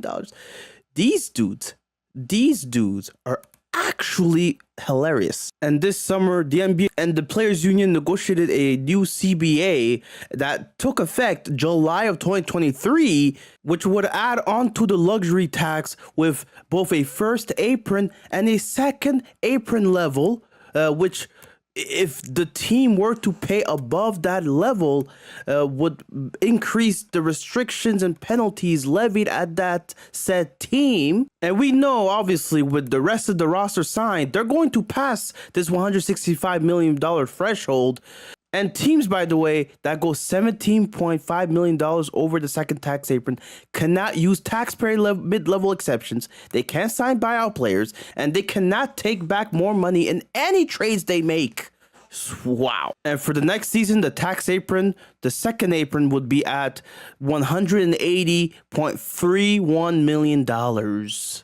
Oh, and there's also draft pick penalties for those over the second apron. Oh, no. So in 2024-25 season, during that season, if a team is in the second apron, they cannot trade its first round picks 7 years out from that season. And in the next 4 salary cap years following that, if the team is in the second apron for 2 of those 4 years or more, their draft first round pick will be subjected to a penalty that basically will freeze it. And now, why am I telling you all this? Well, it's because it'll matter later in this video. Despite the team having lost depth and basically traded for a guy that's redundant in terms of positional versatility, you already have players that can do what Beal does. In terms of that, I mean, the Suns, apparently, their odds to win a championship jumped up after the trade.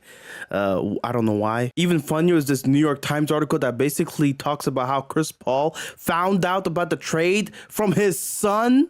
Oh, this is embarrassing. Oh, and months later, another trade was made that was big, huge. Damian Lillard to Milwaukee. And why it's relevant to Phoenix is because they were involved, and they traded DeAndre Ayton in this deal to get Yusuf Nurkic, Grayson Allen, Nasir Little, and Keon Johnson on their teams. They also traded a second-round pick in Toumani Camara.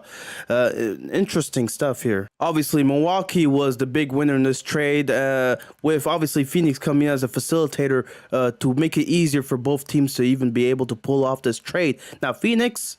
So instead of Ayton, you got Yusuf Nurkic at center. I wonder how that's going to look. Oh, boy. And the CEO of Phoenix, he was asked about, how much impact he had in the decision. Well, first, just wanted to ask about the Ayton trade, and obviously you had an integral part in it. Just curious on the role that you played in that and how you're feeling about it now that the deal's been done.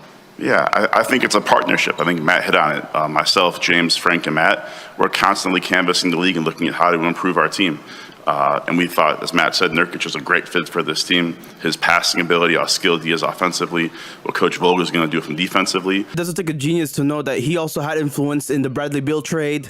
Suns, they have gone into this offseason and completely reshaped their roster. They now have Frank Vogel leading the way, and Devin Booker is the lone player on the squad that was a member of the 2021 NBA Finals team. In a matter of months, Matt Ishbia might have done the impossible, trading away so much pieces, building and retooling around Devin Booker to the extent that the team looks unidentical, unrecognizable from the team that was in the finals in 2021. My goodness. At them, a couple of the role players from Portland, a starting center in Nurkic, and then a very good rotational guard now in Grayson Allen. It balances out this roster. It adds to their depth. Bobby, how did you see the Suns get better yesterday?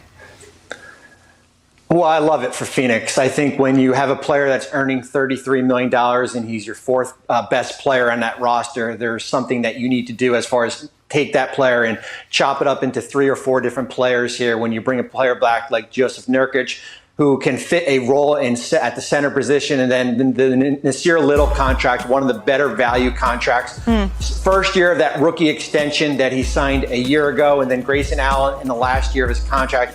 Gives you some depth, gives you some more tradable pieces that you can move maybe closer to the trade deadline. I think what Phoenix has showed is they're a year ahead of where this new second apron is coming in, where next year they wouldn't be allowed to aggregate contracts. You wouldn't be able to trade Little and Allen for an $18 million player. You can still do that under this collective bargaining agreement. And so it's good for them to think about the future like this. But again, the ceiling of this team, I just don't see it being that high.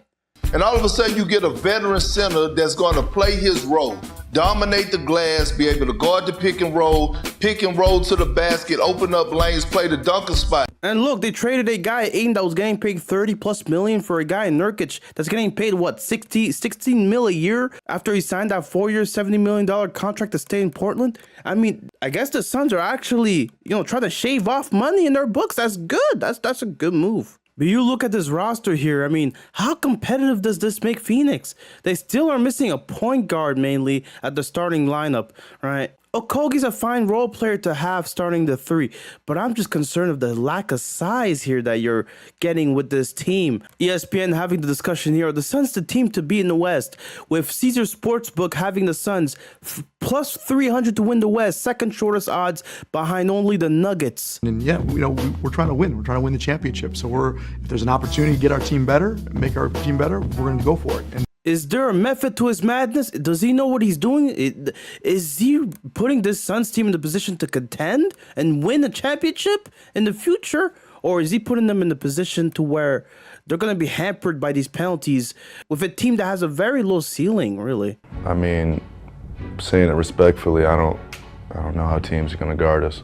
You can't guard all of us at once, so it's, especially when guys like Book can command a double team, myself, Brad can command double team. It's going to be tough on the backside. So we play fundamentally sound ball, don't turn the ball over, rebound, we get in solid shape on offense. A team that was once in the heights in 2021, now they've regressed. And Bradley, I mean, look, man, there's a lot of pressure, man. There's a lot of pressure. And now we look at their points per game last season. That's a lot of points between 3 guys. And I think this Suns team, they have a chance. They could do something with this. You compare it to previous big 3s, right? Celtics, even the Miami Heatles. Wow. Even the Golden State big 3. Yo, what is this, bro? The Suns might actually have a big 3 that is, comparable to some of these ones. And obviously he was hiding the Curry stat, but I'm just saying, bro. I am running out of ways to describe what the big 3 of the Suns is doing. The good. It's only preseason, but it's already looking promising. In their minutes together, look at this. Woo! Look at these plus minuses. And then shorter the odds to win a title, the Suns plus 550. Wow, they're up there with the Nuggets, Bucks, and the Celtics. And you look at it, they have better odds than the Lakers, who made the conference finals the previous playoffs. Think you'll be able to go for tomorrow? Hope so. That's definitely my goal. So I definitely want to be out there with the guys, but definitely play smart and see how I feel tomorrow. After the busy summer for you, moving, coming to a new team, new environment, just how excited are you for the regular season to finally be here? It's crazy. It's kind of like I barely slept last night. Like I was excited just to get on the plane today and get going and be in practice. But it's it's here. You know, I'm definitely super excited. My family is too, but it's just an awesome opportunity to just seize the moment and just embrace it all and just get ready for an awesome year. And I can't even lie, bro. I feel bad because the year is not starting off on the right foot for him. Bradley Beal, load managing the first game. No, not load managing. Got a bad lower back. Well, you better get some of that icy hot, Ernie. And there's Well, Suns were able to win the opening night game against the Warriors 1-0 on the season. But as you can see here, Devin Booker and both Bradley Beal, and they will both miss the second game of the season against the Lakers on an injured foot. And that's what I was saying right there. Yeah, the season just started, bro. It's amazing.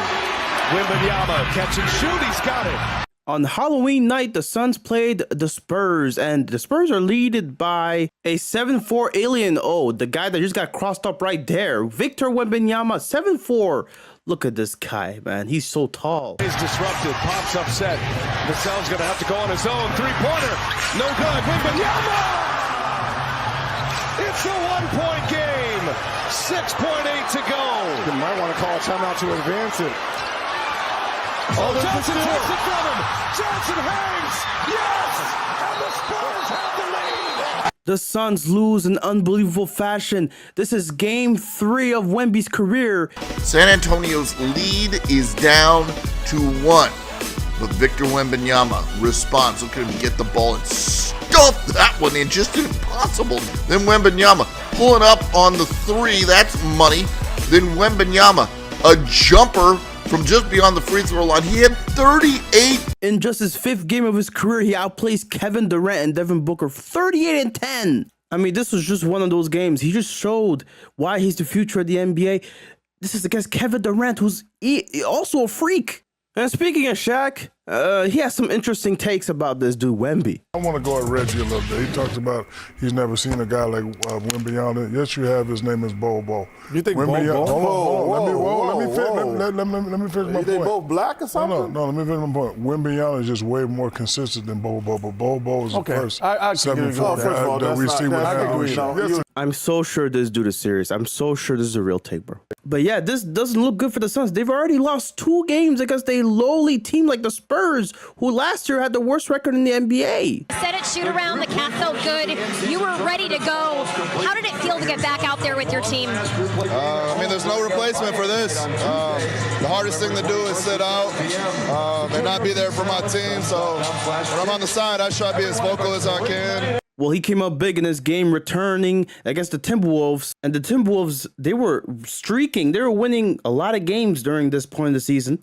And Devin Booker, with his 31 points, led the team in scoring. And the Timberwolves snapped their 7-game win streak because of Devin Booker and the Suns. Led by both KD and Book, scoring an identical 31 points. KD's being way more efficient, though, on 15 shots. Wow.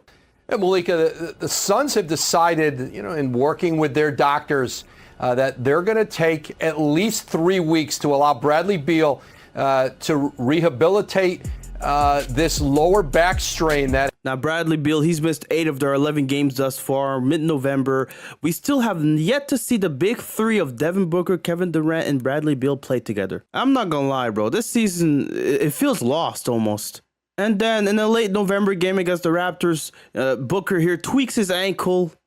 And you could just see him there just struggling to walk, limping with that ankle that's just tweaked. And in mid-December, Booker and Beal were back together, but KD wasn't back in this game. Seeing that this was Booker and Beal's first game together, it was promising to see them beat the Warriors with this lineup. And not having KD yet, man, I wonder how that's going to look. The regular season, but came at a strong playoff run as well. Beal gets to the mid-range. I mean, you could just see how threatening these guys are. You got Booker and Beal and KD. KD as the 4. I mean, he's chipping in defensively also. I mean, you just look, Booker with the ball, KD and Beal on the right side. Oh, that's scary. Wait. What? Why are they losing this game against Brooklyn? Eyeing the floor, finds the streaking, base Diop. Their first look together and they lose against the Brooklyn Nets in the 4th quarter that sees them losing by 6. So they were leading before the 4th quarter began and they lost the game. That's tough. An above 500 road record and an under 500 home record as Bradley Beal is hurt. Oh boy. I mean, you could see it here, the replay. He jumps up and he lands on DiVincenzo's foot and it just tweaks his ankle. Oh no. And this is another game the Suns are losing in. Other than Booker and KD, no Sun player scored more than 11 points as the Suns lost their third game to a bottom 5 team. Yeah, you'll say they're missing Beal, but they should still be able to beat the bottom 5 teams. And clearly what's wrong with the team isn't their star players.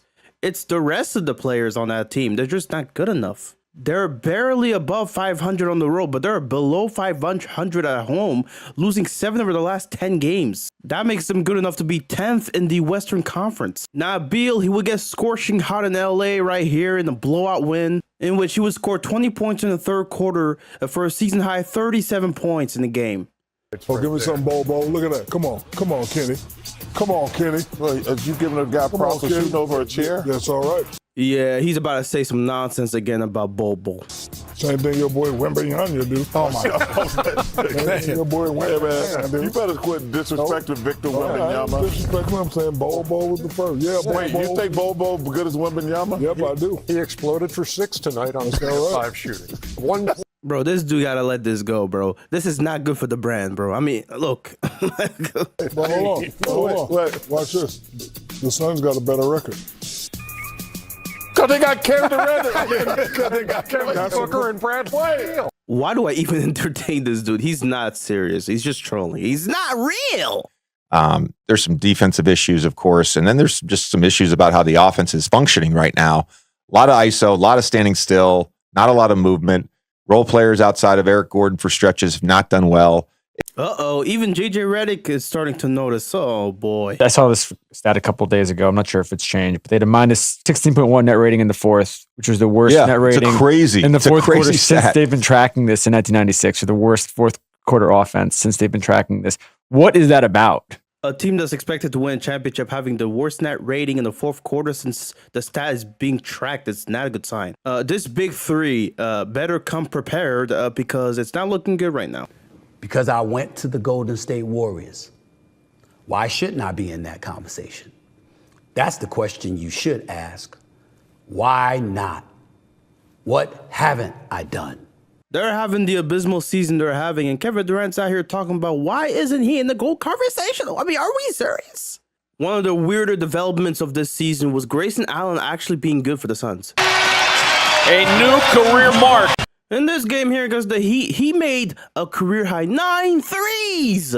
Grayson, you set a new franchise record for the most threes made in a quarter with 7. The worst part of this game was that it happened against my Raptors, bro. This one of the fakest shooting seasons I've ever seen from a player. Like, this is not real. And I think Grayson Allen's been outstanding. I think Grayson Allen shooting almost, was he 50% from 3, something absurd. Are you hearing these numbers? This is not real, bro. At the deadline, the Suns would trade for a familiar face, well, at least the KD's Brooklyn Nets. Royce O'Neal would be part of the Phoenix Suns. Wow. Interesting. A role player that could play in the front court alongside Kevin Durant and Nurkic. That's going to help them. I bet it'll help them on defense, both on offense as well, with his corner shooting. Really, a prevailing theme of this season is just unlucky breaks, injuries, and quite frankly, just a team not gelling on offense. Now, Frank Vogel, he did get hired to fix up the defense, in which, they weren't doing too bad there, but the offense, and especially in the fourth quarter, has cratered. And late in the season, the Suns had the worst, toughest stretch of remaining schedules in terms of strength of schedule in the NBA. As of now, the Suns are in the play-in with 12 games left, having the toughest schedule. They would have to really make inroads here to even be in the playoffs without having to play a single playing game. And you see them losing against the Rockets, you might think, oh boy, they're going to be in the play-in, aren't they? You guys nuts? The Lakers are the most dangerous of these teams. The Suns. Did you see what Devin Booker did last night? If the Suns are sticking in 7th, if you're asking me which of these 4 teams, the Kings are decimated by injuries. The Warriors and the Lakers have been up and down. Lakers trending the right way. Their offense trending the right way. The answer is the Suns, man. With KD and Devin Booker, it's the Suns. Now, ESPN, they were asking themselves, who's the most dangerous playing team in the Western Conference? 2 people voted in saying the Lakers were the more dangerous. Zach Lowe had a different answer. Now, we look at the Suns' strength of schedule, right? It said it was tough. It was going to be a tough one. I mean, you look at the last 12 games. I mean, right here, they win against Philly, they win against Atlanta, San Antonio, they lose here, but then they win again here, they lose, they win 3 in a row here, lose 2 in a row, but then they win their last 3 games. And I just want to point out here, a win against the Timberwolves and a win again against the Timberwolves in April, where both these games, the Suns showing that they're the better team. Both home and away, the Suns are just looking like the better team. And what do you know, in the playoffs, the Timberwolves are matched up against the Phoenix Suns. Oh, they might be in trouble. A 39-22 advantage on the glass for the Wolves. Edwards. Cash! Oh, it's on, ladies and gentlemen. And you're seeing him and KD exchanging words. And look at this, man. When Ant hits that shot and he talks trash, just look at KD's face, man. He's just smiling through it all. It's beautiful. Loving it. I love the competition. Edwards again. Cash! It was just game 1, and already the Timberwolves showing, oh, this is not the regular season, bro. Ant came to play, boy. Ant came to play. And Ant, he was doing Michael Jordan things himself. He got to chatting a little bit after one of those threes with you. You've been in that before, where back and forth. How much of that is just playoff basketball? Yeah, it's just basketball. Not even play. It's just hoop. You get hot, you make shots, make tough shots. You're gonna feel excited about yourself. So it's on me to keep coming back and showing them a tough look, or whoever's defending these guys, to show them a tough look. If they make shots over us, we move back to the next play. He got it going. He made some tough ones. You got to live with it and be better next game. I think everybody here knows that's my favorite player of all time. So that was probably one of the best feelings ever in my whole life, for sure. Oh, boy, Colin Cowherd, I remember this day. He said something about Kevin Durant that had a lot of people upset. And frankly, he's getting lost. Jokic looks much better historically. Steph is really the soul of the Warriors, winning titles before him, during, and after. Anthony Davis now is a more consistent player on both ends. Giannis has more regular season MVPs. As I'm watching Phoenix get rolled, Kevin Durant's becoming increasingly irrelevant. KD is becoming irrelevant. Oh, my goodness. And then they swing it to McDaniels.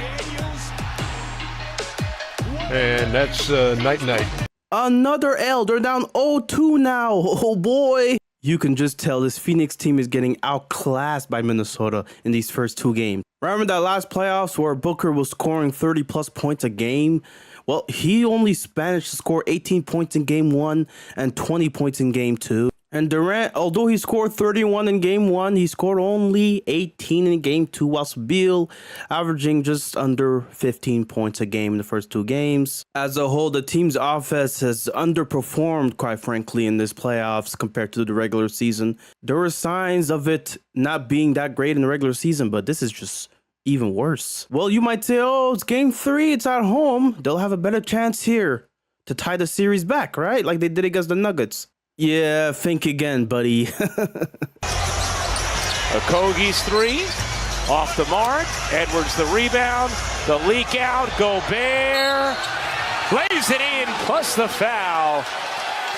And an exclamation point from Rudy Gobert. After a great pass to Rudy Gobert for the N1, you got Ant, oh boy, doing the DMX celebration. This guy is just insane. And I mean, hey, the Wolves are up 3-0 now. There's no coming back. Wolves getting very close to having their first sweep in the playoffs ever. And they've just dominated this series overall in the third quarter. Something that's very obvious when you look at the stat sheets is that Minnesota's offense is way more balanced. You got different guys chipping in.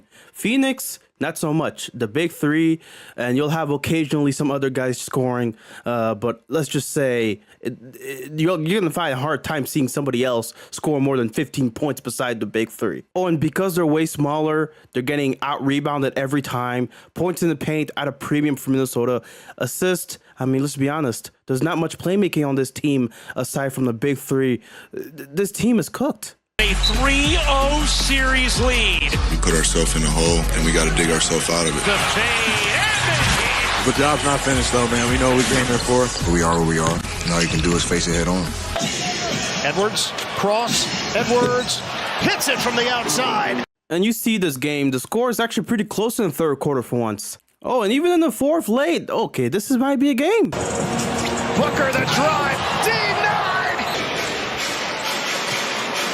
Beal gets it in. O'Neal lines it up. O'Neal hits. Edwards the jumper. He's got it. And I mean, this game is looking like an instant classic. Beal goes and passes Gobert. Look at that. Conley, ball movement, open look, McDaniels, splash! But the Timberwolves are just a better team. 10 to shoot. Edwards. Oh, Edwards! I'm out there. Once again, turning the ball over. And now he's going to foul out. That's it. The quota for Beal. And you see here, Bradley Beal, just not good enough. He gets fouled out late with only 9 points scored. I pull up the stats from this game, okay? Booker, look at this, 49 points. Kevin Durant, 33 points. They showed up. They played their asses off. Bradley Beal, let's see here. Where is he? He's a fourth guy there. 4 of 13, that's not good. 9 points, 6 turnovers, 6 fouls. This dude, Bradley Beal, combined had more turnovers plus points than combined had more turnovers plus fouls than he had points in the game. This guy sucks at the sport. He's trash. Excuse me, down the court, and Anthony Edwards. Easy flush. The Timberwolves complete the sweep. By the way, this is their first playoff series win since 2004. Oh my gosh. And Ant with a virtuoso performance like no other. 40 points, 9 rebounds, 6 assists. This guy, Ant, is just so good. Ant was saying that he's looking forward to playing with you at the Olympics. What have you thought about his growth in the leap and his performance in this series? So impressed with Ant. My favorite player to watch. Just grown so much since he came into the league at 22. Just his love for the game just shines bright, and that's something that's one of the reasons why I like him the most, because he just loves basketball. He's grateful to be in this position. He's taking advantage of every opportunity he's gotten. Love everything about Ant. That's nice to hear. But let's get to the real meat and potatoes of this. Oh boy, this offseason's about to be nice. It's the end of season press conference. Matt Ishbia doing something not a lot of owners do. Straight up talking to the people. But the fourth one is winning. We want to win. We want to win an NBA championship. And I love that people are frustrated that we didn't win an NBA championship. Guess what? So are we. So this better be some pep talk. This better be some what is he about to say here? It makes me happy. So I'm actually happy where we're at from that perspective, that people are disappointed, because guess what? There's not someone in the organization that's more disappointed than me. My GM, my CEO, my players, my coach, everyone's disappointed, just like the fans. And guess what? I'm going to own the team for 50 years, and probably 45, 46, 47 of those years, we'll probably have the same conversation like, hey, we didn't win the championship. And he's talking about owning the team for 40, 50 years? So he's basically big-upping this team despite losing in the first round in the sweep. He's trying to make it seem like things are all right. Things are cool and dandy in Phoenix. But I feel like the narrative around the house is burning, it's incorrect. The Phoenix Suns are doing great. Excellent. Not as good as we want to be, and not as good as we're going to do next year, and that's what we're going to figure out. What do we got to tweak, modify? Narrative that the house is burning is incorrect. Bro, your team has a low ceiling, and you're paying these guys so much money. You got to win at least one series in the playoffs. And like I said, if fans like to look in the future and say, hey, I really like that 2031 draft pick because maybe that 7th grader is going to be really good, and we're going to draft him, and one day he's going to be a player, you ain't going to like the Phoenix Suns, because we're going to say draft picks are to get great players. And we, by the way, narrative out there, and I know, Gerald, you got it right when I read what you wrote today. 5 of the next 8 years, we have a first-round draft pick. I know that's not a cool thing to say out there because people like to, say their narratives. We have no draft picks, but we have 5 of the next 8 years, and we can trade 2 of them next month if we want. I think what HBO probably means by this is that they have pick swaps with the Wizards in a couple of years. So I think he's basically saying, oh, we still have a first-round pick technically. And he did say, oh, there's only 2 of them that get traded this summer. That's the point. You don't have full control of your picks down the line except for this year's summer's pick and the 2031 pick that you just are going to throw away, I guess, because the 7th grader is not going to amount to anything, according to you. Matt, with the championship expectations kind of put out there, can you articulate level of disappointment not getting there? And do you think this is, how fixable do you think this is? Oh, it's extremely fixable. I mean, let's just be real. Although this isn't a cool narrative, and the national media really won't want to play it out there, but like, ask the other 29 GMs. 26 of them would trade their whole team for our whole team and our draft picks and everything as is. Like, the house is not on fire. We're in great position. It's not hard to fix. It's not like we're like, hey, we don't have enough talent to win a championship. We have enough talent to win a championship, right? Do we have enough continuity? Do we have time together? Like, there's a lot of things we can look at. I'll be honest, that sounds like a guy that really can't do much about the players around the team because of how financially screwed the CBA has made the Phoenix Suns be. It's going to be hard to trade for a big.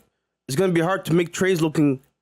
It's going to be way harder making trades moving forward because now you can't aggregate and get more salary for any trade that you make now. We make a couple tweaks and adjustments.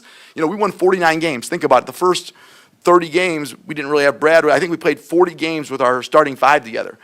You know, man, if we played 50 with it, do we win 5 more games? And are we all of a sudden a 1 seed, right? Like, it's not like we're like inches away from where we need to be. Right? And now, by the way, on the flip side, we're inches away. Other injuries, we could have lost some more games. Right? Like, so it's very touch and go all the time. So we have to put our team in position to be successful. This sounds like a guy that's coping. I'll be honest, bro. I don't see it, bro. I think he's puffing his chest. I don't think he means a lot of what he's saying. Phoenix Suns fired head coach Frank Vogel Thursday, 11 days after Phoenix was swept out of the postseason's. Oh, so the coach gets fired, and right away I'm seeing the Suns, I guess, scapegoat their coach right already.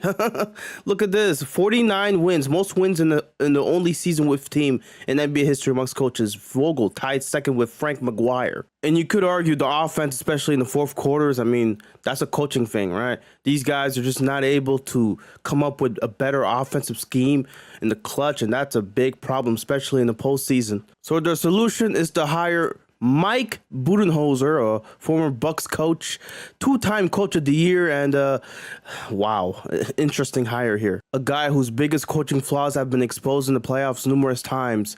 I guess Phoenix thinks that things will be different with him. And now something notable that happened this summer was Mikal Bridges traded to the Knicks, and let's just say a lot was traded to get Mikal Bridges to the Knicks. 6 picks, notably, 5 of them being unprotected. And this is not. And the reason why this trade is notable is not because of this trade itself, it's because of what Brooklyn did after the fact. 16 first-round picks now in Brooklyn through 2031. They did another deal tonight with the Houston Rockets, I'm told. They got back their own picks from the James Harden trade, and they sent the Rockets 2 of the picks they have from the Phoenix Suns. And now the Nets are in position. Look at the 2025 draft, which is loaded. There is real star power. And now War said something here, talking about the trade to get those Suns picks from the Brooklyn Nets. The Rockets might be targeting somebody in Phoenix. One more thing we saw you post, Woj, about the situation with the Rockets and their interest in Kevin Durant. The implications of the Rockets landing the Suns picks. Houston wants to trade for Kevin Durant, and that becomes far easier if they can return the Suns picks that they gave up in the Durant deal to the Nets. Suns have said they're keeping Durant for now, but that could change next season. My goodness. Now what's being implied here probably is that the Rockets, they sense that in Phoenix the house is on fire and they're waiting for Ishbia to admit as much. Yeah, listen, now that the Rockets have the Suns' first-round picks, if there comes a time when Phoenix, can't go, doesn't go forward with this group, if this group has to disassemble at some point, Houston's a team now, whether it's Kevin Durant, but I think even more so a younger Devin Booker, whose I think timeline fits with this Houston team. The Rockets now in position to acquire one of Phoenix's stars should the Phoenix Suns realize, like everyone else, that the ship is sinking. Oh boy.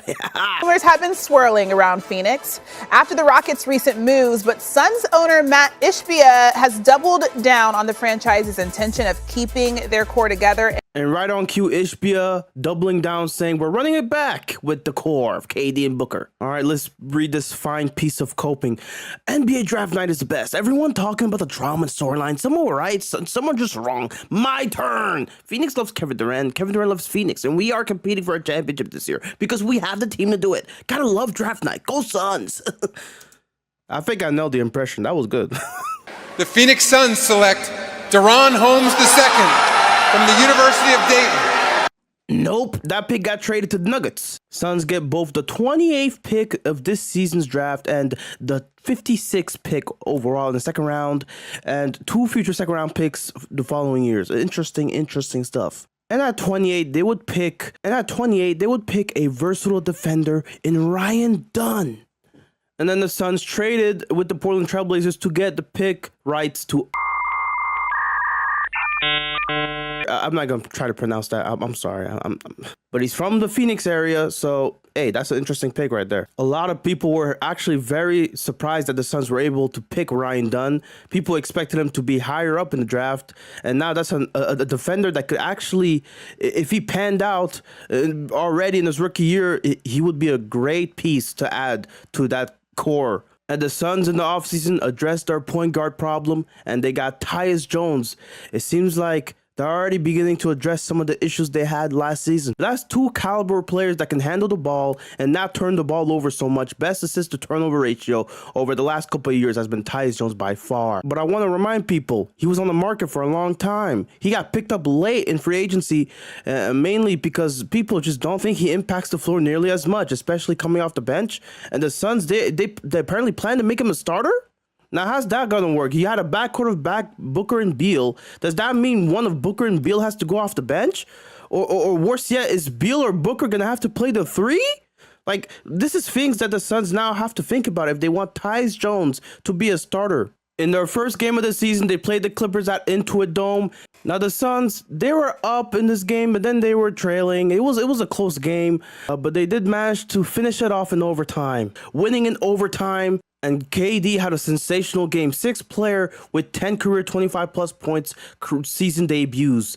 Durant and Booker and Beal combined for 64 points. It was a cool little fun matchup, and the Phoenix Suns, they did great in this one. To start the season, KD has been nothing short of sensational, notching 35 points in a gritty win coming back against the 76ers. Phoenix started the season 7-1, tied for their best start through their first 8 games in franchise history. KD is the first Suns player in franchise history to score 30-plus in 5 of his team's first 8 games this season. And not just that, this is the best news. They're 6-0 in the clutch this season already. The difference already between the Suns last year and the Suns this year, it's really striking. It's really great to see. It's encouraging. Almost like the coaching change and the Tyus Jones additions, they're paying off already. If things keep up this way, KD's going to win a Clutch Player of the Year award, and he might even win MVP. This guy is just scoring so efficiently from the floor. I mean, this guy is so good. Kevin Durant. And now you may ask yourself, why are they in so many clutch games? Well, they have faced a fair number of good opponents. But at the same time, you got to give them credit for winning each one of those games already. 6 of them. That's a lot. You got the matchup. That's the matchup right there. Double team runs at him. But one-legged. Now to Durant. KD gets it back. Highsmith steps out on him. Raising up in the face of Highsmith. The Suns then went up to Dallas and nabbed another clutch win. And who else? Kevin Durant leading the way in the second half. Clutch buckets, and they're now 8-1 on the season, 7 straight wins. It's just beautiful. Now, one thing that's concerning about this game is KD's health moving forward. He was found to have suffered a calf injury, and he would be out for 2 weeks, at least 2 weeks. Oh boy. And just when things are looking great, it's like the Suns just cannot catch a break. The injury bug has bitten them, and boy, Bradley Beal now exits with a left calf tightness. How do I do all those things? And so I'm all in. And by the way, this isn't just, hey, he's only on the team for 2 years, so this is how it's going. Like, no, we're all in. We're trying to do this and have longevity of it. Like you said, sustainable. How do we make it sustainable for the long term? Not just in spending, but care and love and doing the right things for the fans. There's so many things that we've been thinking about, and we're just getting started. Matt Ishbia here, interviewing with Shams Charania, and you guys are obviously the #1 salary cap, team spending right now, #1 in luxury tax by far. What went into that decision? Well, the decision went into what would a fan want me to do. Like, I've never had a fan come up and be like, hey, Matt, please don't spend so much on the luxury tax. We want you to keep your money. Like, nobody's ever said that to you, right? No one ever will, because they want to win. They want to see the best product on. Now, does that mean we're going to win? No, it does not guarantee it. But how do I give us the best chance? So I think, one, he does make a great point, especially the casual fan base that doesn't care too much about the ins and outs of front office, management, money, salary. I don't think they care too much that an owner is spending exorbitant amount of money. That's his money. That's not my problem. But him saying that, oh, we want him to keep his money? No. That's not why the fans are saying don't spend your money. They're saying that because they don't see this team reaching the ceiling that he thinks they'll reach. He thinks that team's winning a championship? I beg to differ. And you're paying how much more dollars? And it's not just that you're paying that amount of money. It's that you're also hampered by the CBA. That's another problem that's going to make it harder for you guys to actually navigate and make the team better. Because clearly the team has flaws. We all know this season alone, the Suns are #1 in terms of, spending on their players. $220+ million payroll. And that luxury tax is going to hit them really hard. $188+ million luxury tax payment, the highest in the NBA history, of course. And so Matt Ishbia is paying off $400 million. Again, it's not that fans want him to keep his money. It's that fans want him to have the team be still flexible enough to get themselves out of a situation like they're in right now, where the ceiling is not as high as you would want it to be. And so you want to trade for a star player? You want to, try to retool around Devin Booker and Kevin Durant? Good luck. He was extension eligible for the start of the season.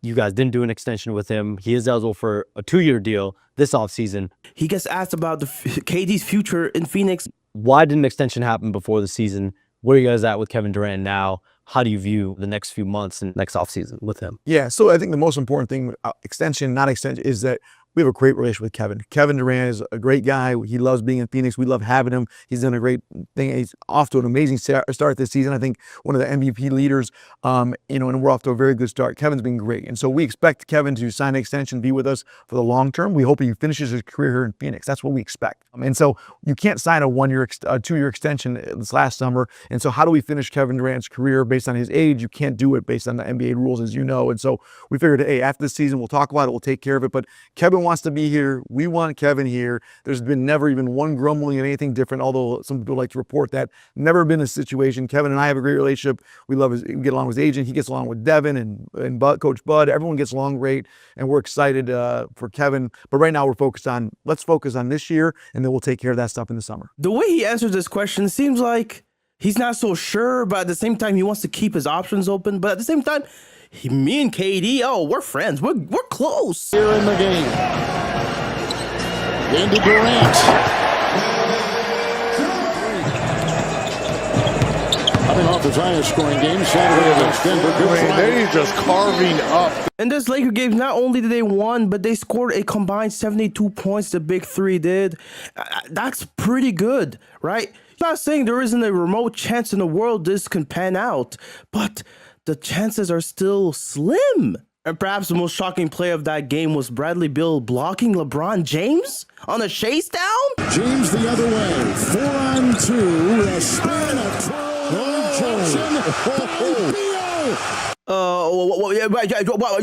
A chase down block from Bradley Beal on the fast break on LeBron James. No way! Blocked by Beal! Blocked by Beal! Where would you put that chase down block against the best blocks of your career? Not that high, I ain't gonna lie. I know y'all were excited about that, but I've thrown some shit in the stands before. So I don't know about that one. It was a good block, but I think I've had some better ones for sure. Okay, too cool for school, Bradley Beal. Okay, I'll see how it is, buddy. And I bet you guys weren't impressed because y'all lost to the Brooklyn Nets. The tanking Brooklyn Nets. Oh, boy. Coach saw Bradley Beal, he tweaked his foot a little bit. He had to bench him a little more than he usually did. And now it's December, and now we're hearing about trade rumors. Miami Heat are open to listening to offers for Jimmy Butler. Okay, I'm gonna try to speed through this because I'm not gonna lie. These were some of the worst 2 months in terms of listening to all these news. Now, the reason why this is relevant for the Suns is because, well, Butler reportedly being linked to the Warriors, Rockets, and Mavs. Well, there seems to be one team that Butler has in mind that he wants to go to. I'm told that Jimmy Butler's agent has indicated in league circles that he would be open to the Dallas Mavericks, Houston Rockets, two of the Texas teams, and the Golden State Warriors in a potential trade as the Heat are listening to offers. But another team that Butler's agent Bernie Lee has indicated recently that Butler is open to, the Phoenix Suns. Ooh. Sources told me today. And you think about what Jimmy Butler wants, a win-now contending situation. There's been no other win-now team more than these Phoenix Suns. You think about their salary cap bill, what they've done with Kevin Durant, Devin Booker, and Bradley Beal going all in. So keep a very close eye on the Phoenix Suns. Now, a lot of this comes down to the fact that Jimmy Butler has a lot of leverage. And so with his player option coming up, if they don't trade him before the deadline, well, the Heat are going to have to swallow the bullet that is Butler walking for nothing and signing elsewhere in the summer. Well, to avoid that, they're going to have to do what Butler says, right? In theory, that's what you would think. Speaking of fireworks. Because he dyed his hair orange right after the day after Shams connected him in the You gotta love a guy subtweeting with his hair. Like he said, no. He said, I just like orange. Yeah. In the last month or so, Butler has been teasing hair colors throughout the season. Here he is in red, guys, matching the Miami Heat color. Oh, and there's some blue. Is he suggesting that he's interested in Dallas now? Whoa, orange. Phoenix has orange in their colors. It's very dumb that this is what the season has come down to, but people were so bored around this time. It's so dumb that this is what the season came down to, bro. Hair color being a speculation, being a hint at which team he wants to go. Bro, we were so bored around this time. And I guess a big reason why we're seeing it boil up to this point is Pat Riley and Jimmy Butler. Well, they had some problems negotiating a contract in the summer. We're at the situation where Jimmy might potentially leave for nothing or get traded to a team. And wow, this is crazy, guys. Oh my God. I don't care about this story. Like, this story pissed me off the whole time. Let's just real quick address the Suns connection. Bradley Beal is not playing that well for the Suns. When he does play, he has missed the last two. Or that often, but yes. He has missed the last 2 games with a swollen knee, which Mike Budenholzer came out before the game on Sunday and said it's not an injury, it's just swelling, which I don't even know what to make from that. So here's the thing. The Suns cannot aggregate players, okay? So the only players that they could trade for Jimmy Butler, Kevin Durant, Bradley Beal, and Devin Booker. That's it. There's no what about these? No, don't. And 2 with an asterisk. Beal's the asterisk since he does have technically the no trade clause. Correct. Well, and so that's the player that you'd want to trade in a vacuum. That no trade clause is a pain in the ass because now Bradley Beal has way more control over this whole situation. For the Suns and the Heat to make a deal, there's 3 negotiations. One is whether Beal would waive his no trade clause to go to Miami, which when he was in Washington, he's on the record as saying his preference was to go to Miami. Yeah. And when that happened, the Heat didn't want him. They were not interested in making a deal with the Wizards.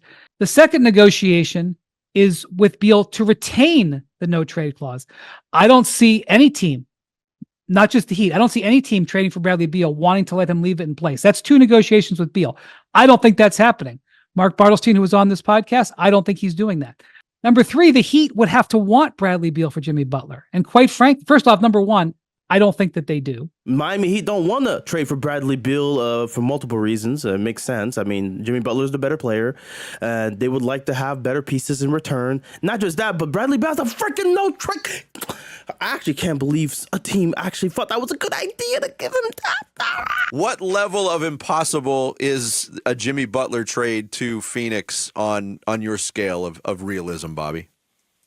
If it's involving just the 2 teams, it's not happening. That's my level. I mean, I never want to put a 100% no, just because of the world we live in. Yeah. But I don't see a world where it would make sense for the Miami Heat to take back the $110 million that's owed to Bradley Beal after this year. The no trade clause is not for me, it's not a factor in all this year. I just think from where Miami is, they would rather just extend Jimmy Butler at that number than take on Bradley Beal number. Yeah, I mean, there are rumors swirling all over. Scant evidence Heat would trade Jimmy Butler for Bradley Beal. Basically, meaning that if the Suns were to trade for Jimmy Butler, they would need to involve another team so that they can take in Beal's contract. And of course, there's no trade clause.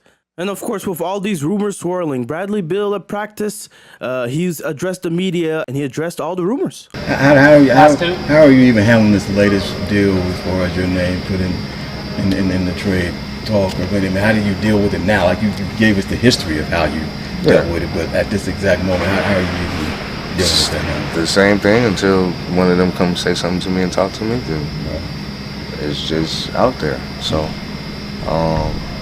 I'm a Phoenix Sun and I'm here and I'm in the uniform, but I don't pay attention to that, man. Everybody's going. They did that with me for 10 years, so.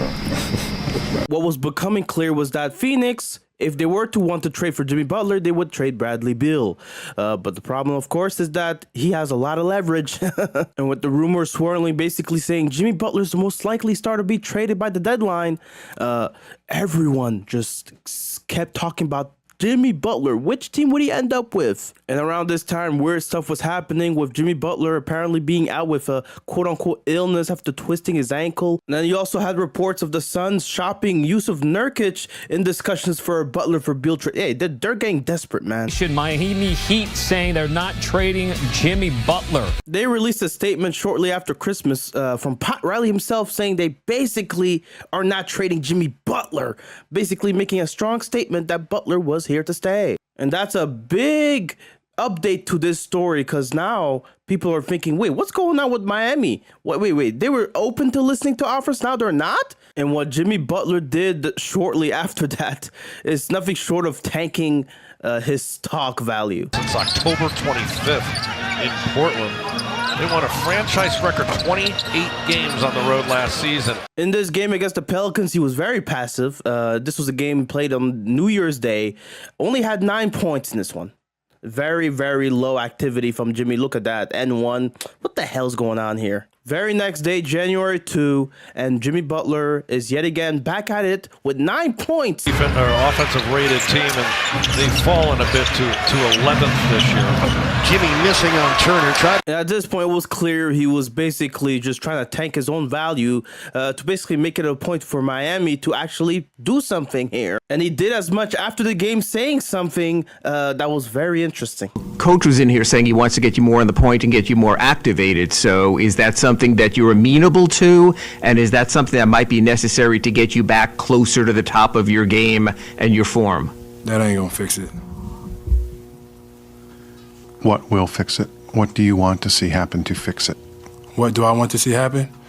I want to see me get my joy back from playing basketball. And wherever that may be, we'll find out here pretty soon. But I want to get my joy back. I'm happy here, off the court. But I want to be back to somewhat dominant. I want to hoop. And I want to help this team win. Right now, I'm not doing that. Can you get your joy back here on the court? Probably not. And that's where the press conference ends, bro. Like, what? And so the Heat responding here, suspending Jimmy Butler for 7 games and also saying they're willing to listen to trade offers now. And then there's one Miami Heat beat reporter saying that he will not be back. It doesn't matter what the length of the suspension is. And apparently the players union might appeal the suspension as well. And in Phoenix, well, the situation with Bradley Beal doesn't seem to be getting better.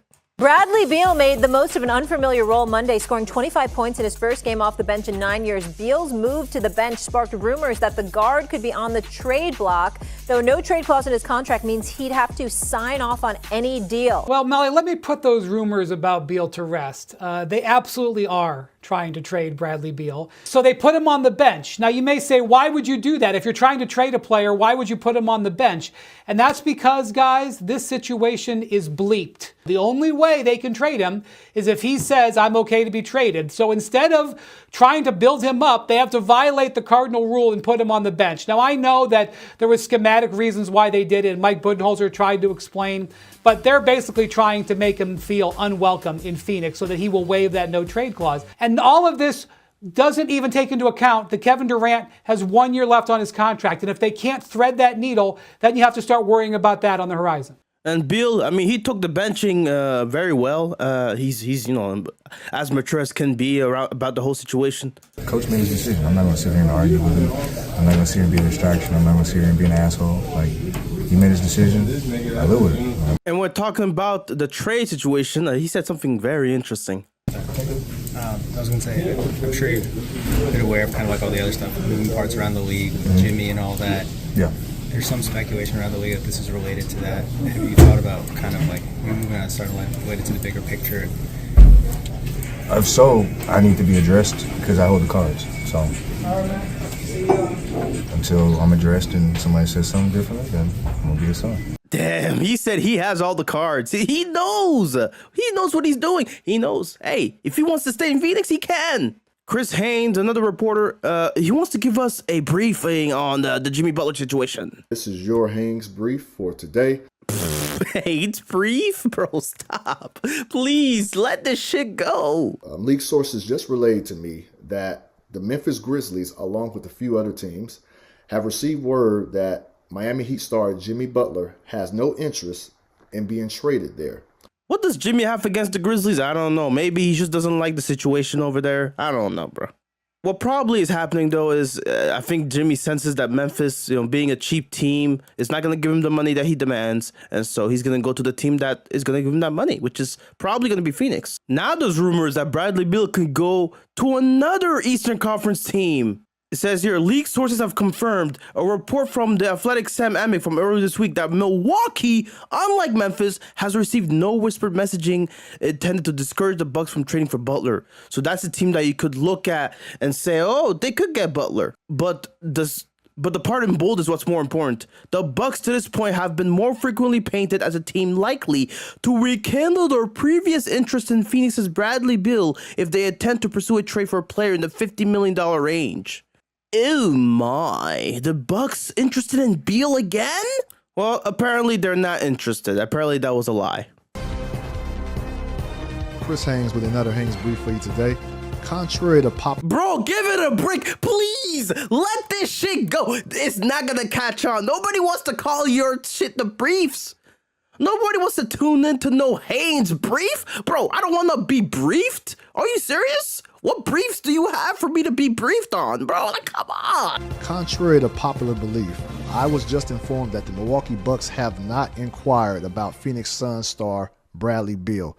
In fact, it was explained to me that a connection between the two is non-existent. Damn, so it's going to get even harder for Phoenix to get their guy. Up to this point, you had Twitter accounts buzzing about a potential 3 to 4 team trades between the Bucks, Heat, Suns, and whoever it could be. Maybe the Raptors, maybe the Pistons. And they were talking about Chris Middleton could be moved, Bradley Beal, Jimmy Butler. Oh, it's going to be blockbuster. Now, what is something that's being reported too is the Bucks are exploring trades for Jimmy Butler, Zach LaVine, and Bradley Beal. Whoa. And another report saying Jimmy Butler, Bradley Beal 3-team trade involving the Bucks is not out of the realm of possibility. Wow. One report saying that it seems the momentum is geared towards this getting done soon, perhaps in the next few days. Narrator checking in here just to say it did not get done in the next few days. Okay. Now, Beal's agent recently came out saying that the reports about him waiving his no-trade clause were created out of thin air. As we know, his agent, who's the son of the Suns CEO, president, so sad. Basically, Bartelstein here saying Brad's entire focus has been and is on getting healthy with his ankle and helping turn things around for the Suns.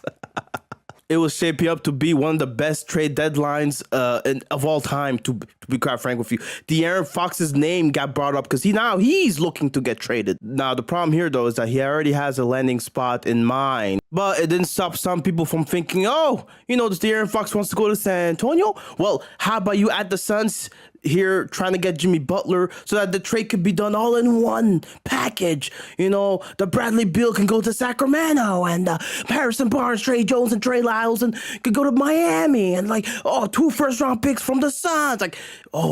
It's gonna work. This is gonna be the one. At this point, late January, the Suns were all over the news in terms of they're desperate. They're trying to get a trade done. They want a trade done because they know this season is lost if they don't make a trade. That's the larger implication that I think people need to keep in mind here. The Suns are basically saying we need to make a trade to save the season. But now the Suns, apparently, according to Kevin O'Connor here from the Yahoo Sports, they need to worry about another team potentially getting Jimmy Butler, which is the Golden State Warriors. And he even adds here, the Heat have lowered their asking price. And man, it's like the Miami Heat, no, they must trade him at all costs. They can't risk losing him for nothing. And so now this late into the deadline, they have to do something. And the general vibe on Twitter and just everywhere was just like, people just want this deadline to end already. Bradley Beal, I don't want to hear your name ever again. If it wasn't for the fact that he had a no trade clause, we wouldn't be in a situation. A trade would have been done already. The Suns would have had Jimmy Butler. And now you have Durant being asked about this whole situation. This has clearly disrupted the team's flow and whatnot. They are losing games, by the way. I don't know if you all know that. And now one trade that the Suns did make before the deadline that caught a lot of people's attention was trading their 2031 unprotected first-round pick to the Jazz for more picks. Okay, so instead of, I guess, having a 7th grader in mind, they would rather have the 11th grader, the 9th grader, and the college student coming up. Okay, no, that's not really why they want those picks. They want these picks so that they can have more draft capital to issue out in a potential Jimmy Butler deal. So they're gearing up for a trade to be made. That's clearly the intention here. Even though all these picks are going to be very late first-round picks, it's still 3 picks over the 1 pick that they had in 2031. And the Suns, they traded for a center, Nick Richards, from Charlotte. And the Suns, all they had to do was trade Josh Okogie to get it done. Oh, that seems like a pretty good trade then. Except for the fact that they traded away 3 second-round picks as well and received 1 back. I mean, look, I mean, at least you got a center that you can play over Yusuf Nurkic now. And boy, Nick Richards, he had an incredible debut for the Suns. He looked like their next piece that was going to elevate them. But again, it's too early to tell if this would pan out. But you can already see he's looking much better than Nurkic already. Well, now the Beal question is still something that remains unanswered.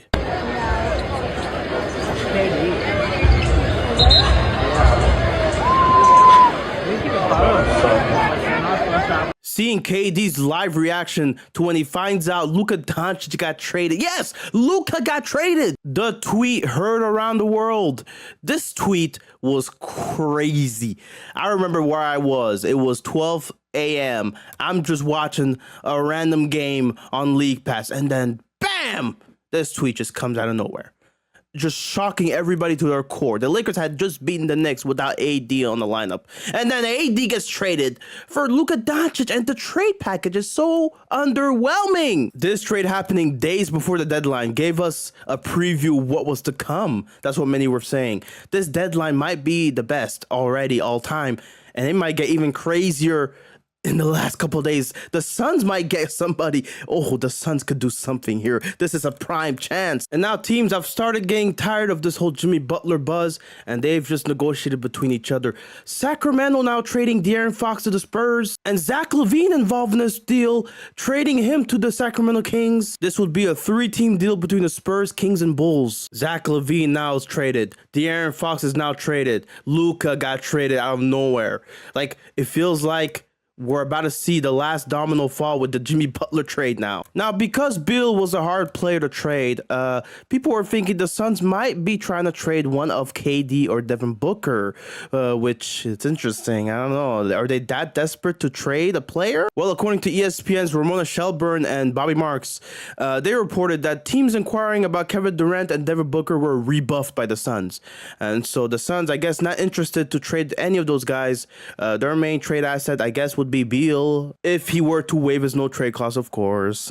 Now there's word that KD might go to the Warriors. Bro, it's It's all over the place. I just hate this part of the year because there's way too many swirling rumors, and this has been going on for the last 2 months. And then Brian Windhorst tweeting here that Jimmy Butler and his agency has communicated to the Warriors, basically saying he's unwilling to sign an extension there, therefore basically ending trade talks between him and the Warriors. So, Shams, what are the remaining options for Jimmy at this point? Around the league, it's become increasingly clear that where he would want to be long-term and stay long-term and commit long-term, that's the Phoenix Suns, from everything I'm told. And over the last several weeks, the Heat have been engaged in conversations with both the Suns and the Warriors. And in a lot of ways, those two teams have been the leaders for Jimmy Butler here in this last week.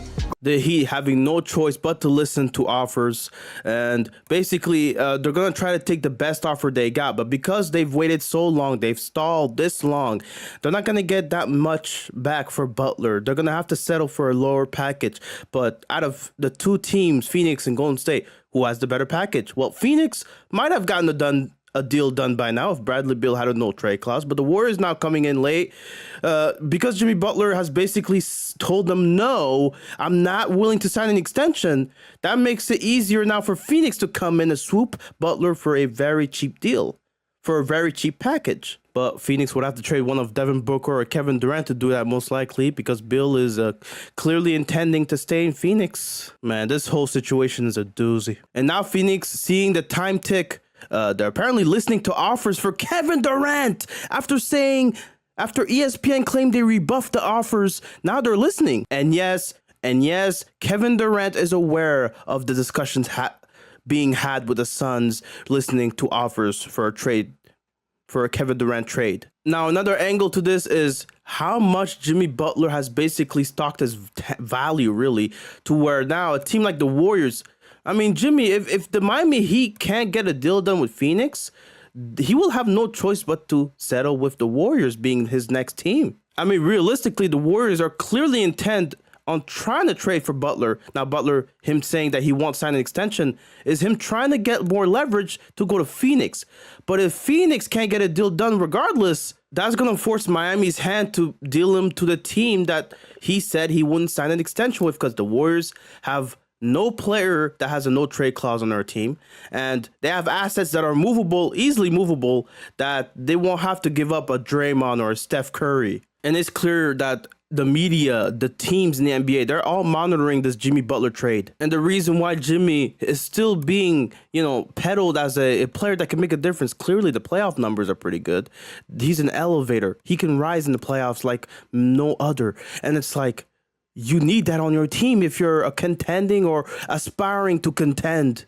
I do think if Phoenix can pull this off, and they're trying to pull off what I call the triple miracle, Malika. 1, find a trade for Bradley Beal. 2, get Bradley Beal to accept that trade because he's got a no trade clause. 3, have what they get back for Bradley Beal be enough to send to Miami.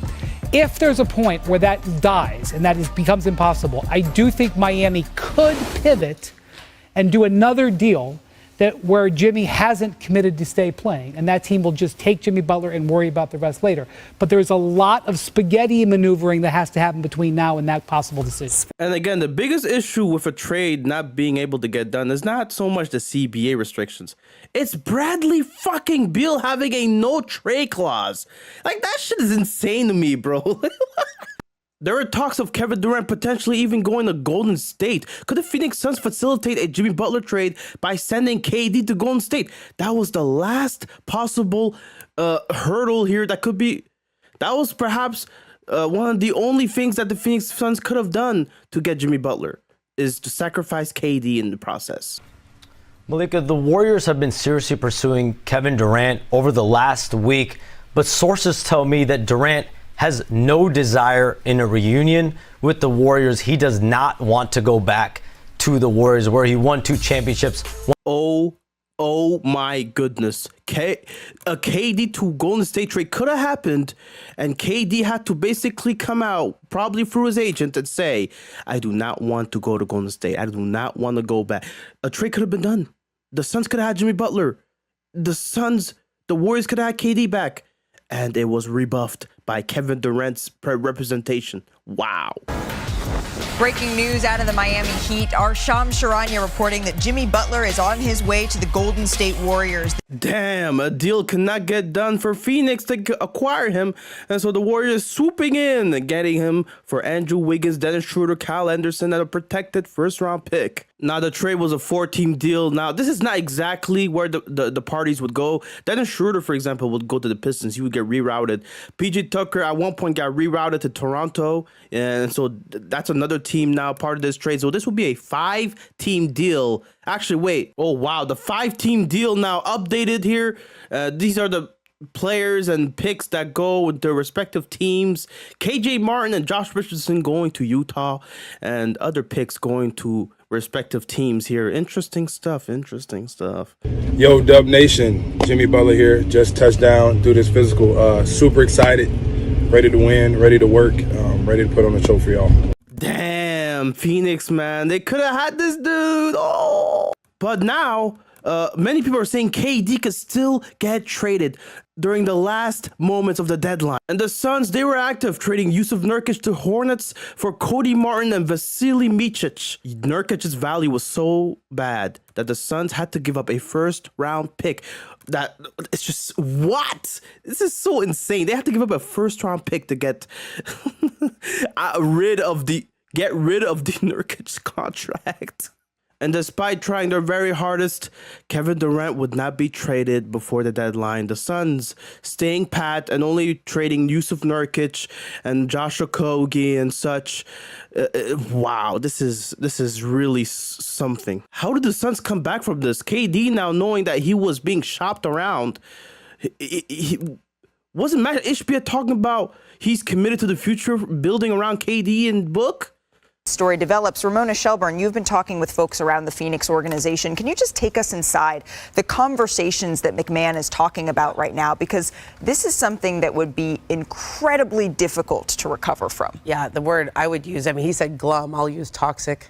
Wow. like that shoot around yesterday I heard was very awkward, very weird in Oklahoma City because everybody was on pins and needles wondering what they were going to do. And I think now you have this reset where how do you move forward as a team when there was a clear mandate here, like they have to do something. And if they're not able to get anything done, which is, as we say, you talked about it in the open, there's aprons, there's all this stuff. I mean, it's really hard to do something. And the thing they were trying to do did not come to fruition because Kevin Durant said no.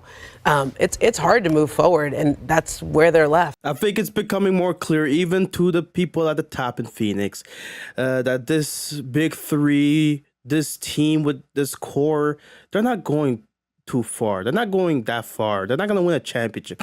And so that's why they were so desperate to trade for Jimmy Butler. And the fact that they were so desperate to do so and trade KD in the process, that tells you that they don't even think this whole big three has a ceiling that is able to reach a championship ceiling. Is able to reach a championship ceiling. Oh, I mean, this is just crazy. We try to get my thoughts on it? Yes. It's just business, man. It's just part of the business, you know.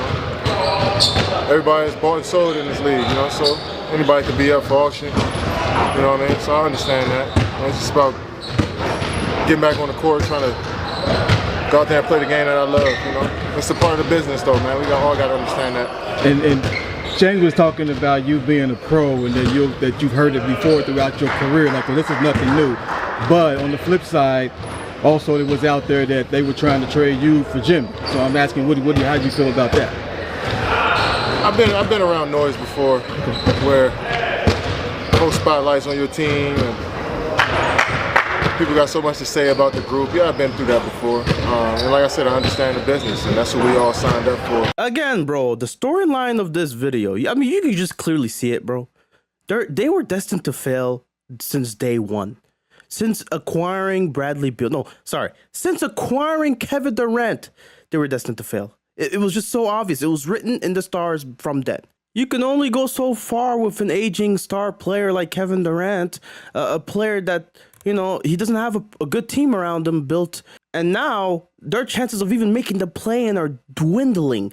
Not to mention they have a 4% chance of making the playoffs altogether. You want your career to end in Phoenix? Man, I want my career to end on my terms. That's the only thing. Bingo. I didn't want to move, and then as a player like me, I cost a lot. Me going into your team is gonna make it's gonna be a whole new era of your team when I get to your team. I'm still of value, you know what I'm saying? Especially in my contract and just my production. That me just getting up and moving in the middle of the season, it's gonna be a big blow to any team I'm going to. You know what I'm saying? I get why y'all want to trade me, and y'all looking at it just from simple fact that's just business. But from me looking at it, I'm just like, it just don't make sense for either side right now to go through that. You know what I'm saying? When we just play the season out, and if that's the decision you want to make, in the off season, then you figure it out. So big. KD, I'm pretty sure he's not dumb. He knows clearly why they were trying to trade him. They knew, the Suns did, that this team would not amount to much. I know the caliber of player that I am, and it's never about anything except for winning with me. It's never about anything except for winning with the guys around this locker room and this organization, because they've won at a high level before. And I'm just hoping and praying that I can help them win at a high level again. And Jimmy, after getting traded to Golden State and getting the money he wanted, they're 6-1 with him with a 17+ point per game differential. Do you know how crazy that is? What a turnaround for the Warriors. This could have been you, Phoenix. The deadline, but the offseason is a different story. What happens with the Suns this summer, Wendy? Yeah, well, they're going to trade him, and he knows that, and he's actually given them. There's been a couple of opportunities where he could have criticized them for trying to trade him. He has not done. It's very obvious that Kevin's days in the desert are going to end soon. They've been one of the worst teams over the last 13 games, 3-10 in their last 13. They've been terrible. And to be quite frank, the player that they could get the most value out of right now, whose value is probably going to drop drastically in the next couple of years, is Kevin Durant. And so it makes the most sense to trade Kevin Durant this summer. And as for this season, the Suns have the toughest remaining strength of schedule this season, which basically probably puts a nail in the coffin for this season. Brian, how devastating would it be for them to miss the play-in? I mean, they're going to miss it. I don't know. I guess maybe they can make the play-in, but I don't think they're making the playoffs, because how can I trust it even if they get to 10? You look at their schedule, there's just not a lot of games you look at and say they can win. Yeah, bro. The Suns are 11th in the West right now. Portland is actually trailing them by 1.5 games. 2.5 games, and I think, if they don't win their games, they could get passed up. They could be 12th in the West. As of right now, the first two out are the Suns and the surging Trailblazers, led by head coach Chauncey Billups. And as the season was going on, it became more and more clear that the Suns were inevitably going to miss the play-in. All the while, Jimmy Butler is thriving in Golden State, winning 20 of their last 24 games since he's been a Warrior. Just incredible turnaround from them. Suns fired head coach Mike Budenholzer after just one season with the team. Phoenix. Another scapegoat.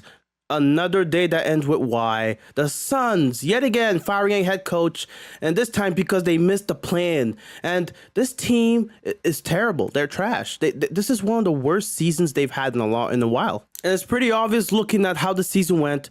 The trade talks, the injuries, the benching of certain players. It was too much to overcome. This was all just too much for the Suns to overcome. This season, I suppose this whole Phoenix Suns journey that we've been through in this video is a cautionary tale, yes, for any NBA owner that aspires to manage a team. Don't take too much control over the basketball decisions. And seeing how this season ended, and with Ishbia's end of season press conference this year, the tune has clearly changed from the last year. The house clearly now is on fire. He can smell the smoke. The Suns now are the only team currently not in the postseason. They're not even projected to have a first-round pick in 2025, and they haven't made the play-in. They're the only team with none of those things going for them. This is just sad. Go through a couple things and take some questions and go through some process. But first off, embarrassing season, right? Disappointed, awful. I watch every game like all of you guys do. No one's proud of it. No one's happy with it. What we just tried and did over the last 2.5 years has not been as successful as we hoped. A lot of people would have seen the things we did and said, just like a lot of people picked us to be third best chance to win the NBA championship this year. So a lot of people thought it worked. We thought it would work. It didn't work. There's a lot of people that thought that a couple years ago when we made Kevin Durant trade. Smart people can all think it makes sense, and then looking back, it's like, it didn't, and it didn't work. So Feels good to be vindicated. Feels good to be right about this team. The smart people actually thought that you guys were going to sink. The smart guys actually thought that you were doing a terrible job running this team. The smart guys told you guys that this would happen, that you would have to blow the team up, that you would have to trade Kevin Durant. And now it's all happening. It's very obvious. This is so obvious to everyone that had a sense of what was going on in the NBA. Matt, I think there's some confusion within your fan base and in the media about who's making basketball decisions. And a lot of time people are pointing the finger at you. Can you just kind of clarify your role in the decision-making process as far as basketball personnel? Yeah, so I don't watch film. I don't scout players. We got great scouts, great front office. My role is to enable. So first off, my role is to put those people in those positions, right? And so putting the right people in the positions to make the right decisions, and then empowering them. So when someone comes to me about a trade and says, hey, we can do this, but it's gonna put us over the luxury tax, my job is to say, as an owner, say, hey, if you really believe this guy will fit with our team, let's do it. What do we gotta do to make it happen, right? And so if people you think I'm watching film, let's give credit to the scouts, and it's almost disrespectful to give me this credit in some of these things, or blame, whatever way you want to say it. Like, you think I interviewed Ryan Dunn and watched his film and watched 100 hours of work and called his college coach and decided that we wanted Ryan Dunn last year? No. James, Josh, the scouts, they picked Ryan Dunn. Now, when it came down at 22, when he was available, like, should we take him? We can move back and get him. Like, I'm in that conversation with them. But I don't pick Ryan Dunn, so give kudos to those guys. And same thing, you think we sign a free agent and it's like, oh, this free agent's gonna be fit. You think Matt Ishbia is watching film and seeing, is this guy gonna, I'm not good enough to do that. I'm not watching film and deciding this guy's gonna be a good fit because his mentality is that's not me, right? And so you can blame me. I'm fine taking the blame. But my job is to set the tone at the top. And I've done it. You can blame me for that because I've done a bad job. I mean, look, at least you know you did a bad job. And look, you did say, oh, it's those people that make the decisions in terms of, who to scout, of course, that's them. But you're the one that makes the final say on all these moves that are made. You're the one cashing the checks for these dudes. Come on, man. Yes, I'm glad he's taking fault. He's actually taking way more accountability than most owners would ever in a situation like this. So I'll give him some grace there. And I will say this. There's still a chance that things could rebound. I mean, I'll tell you what, when Doc Rivers gets fired this summer and you guys pick him as the coach, that's an elevator. He's going to be great for y'all. Oh my God, I can already see it. Doc Rivers to Phoenix. It's going to make you guys so much better. A player coach like him, he's going to get along well with the guys like Devin Booker. And bro, fucking Darvin Ham and Taurean Prince, they've never lost in the NBA Cup. That's the type of winning Phoenix needs on their locker room. I mean, that's gonna boost their energy, it's gonna boost their morale.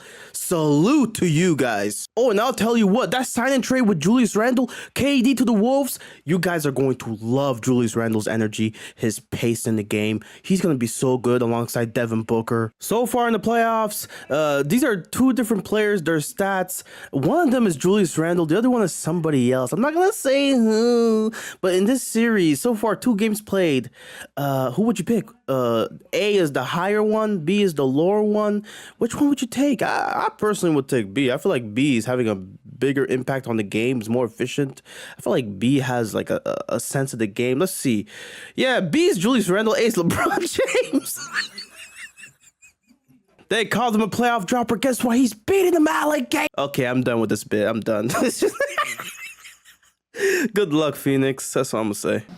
Sure, you over the last couple of days probably saw a national reporter make some, ridiculous statements about you might be being the worst team owner or worst owner in professional sports history. Just kind of wondering what your response is, if you have one. Yeah, so Stephen A. Smith, I don't take much he says seriously, I don't think many people do, to be honest with you. The things he said about Kevin Durant. I mean, yeah, I won't lie. Stephen A. Smith is wrong. He's not the worst owner in the league. Shameless plug alert. 2-for-1 made a video. Yes, that's me. Made a video about Michael Jordan, the tale of 2 Michael Jordans. One as a player, successful, champions, and one as an owner, very unsuccessful, and quite frankly, one of the worst, if not the worst owner of all time. It's really funny. It's a great video. It is very long, I know, and that's probably why it has only 16K views right now. It is what it is. is though. If you guys want to check that out, it's right there, end screen. Go check it out because it's a really a journey. It's a woo wee.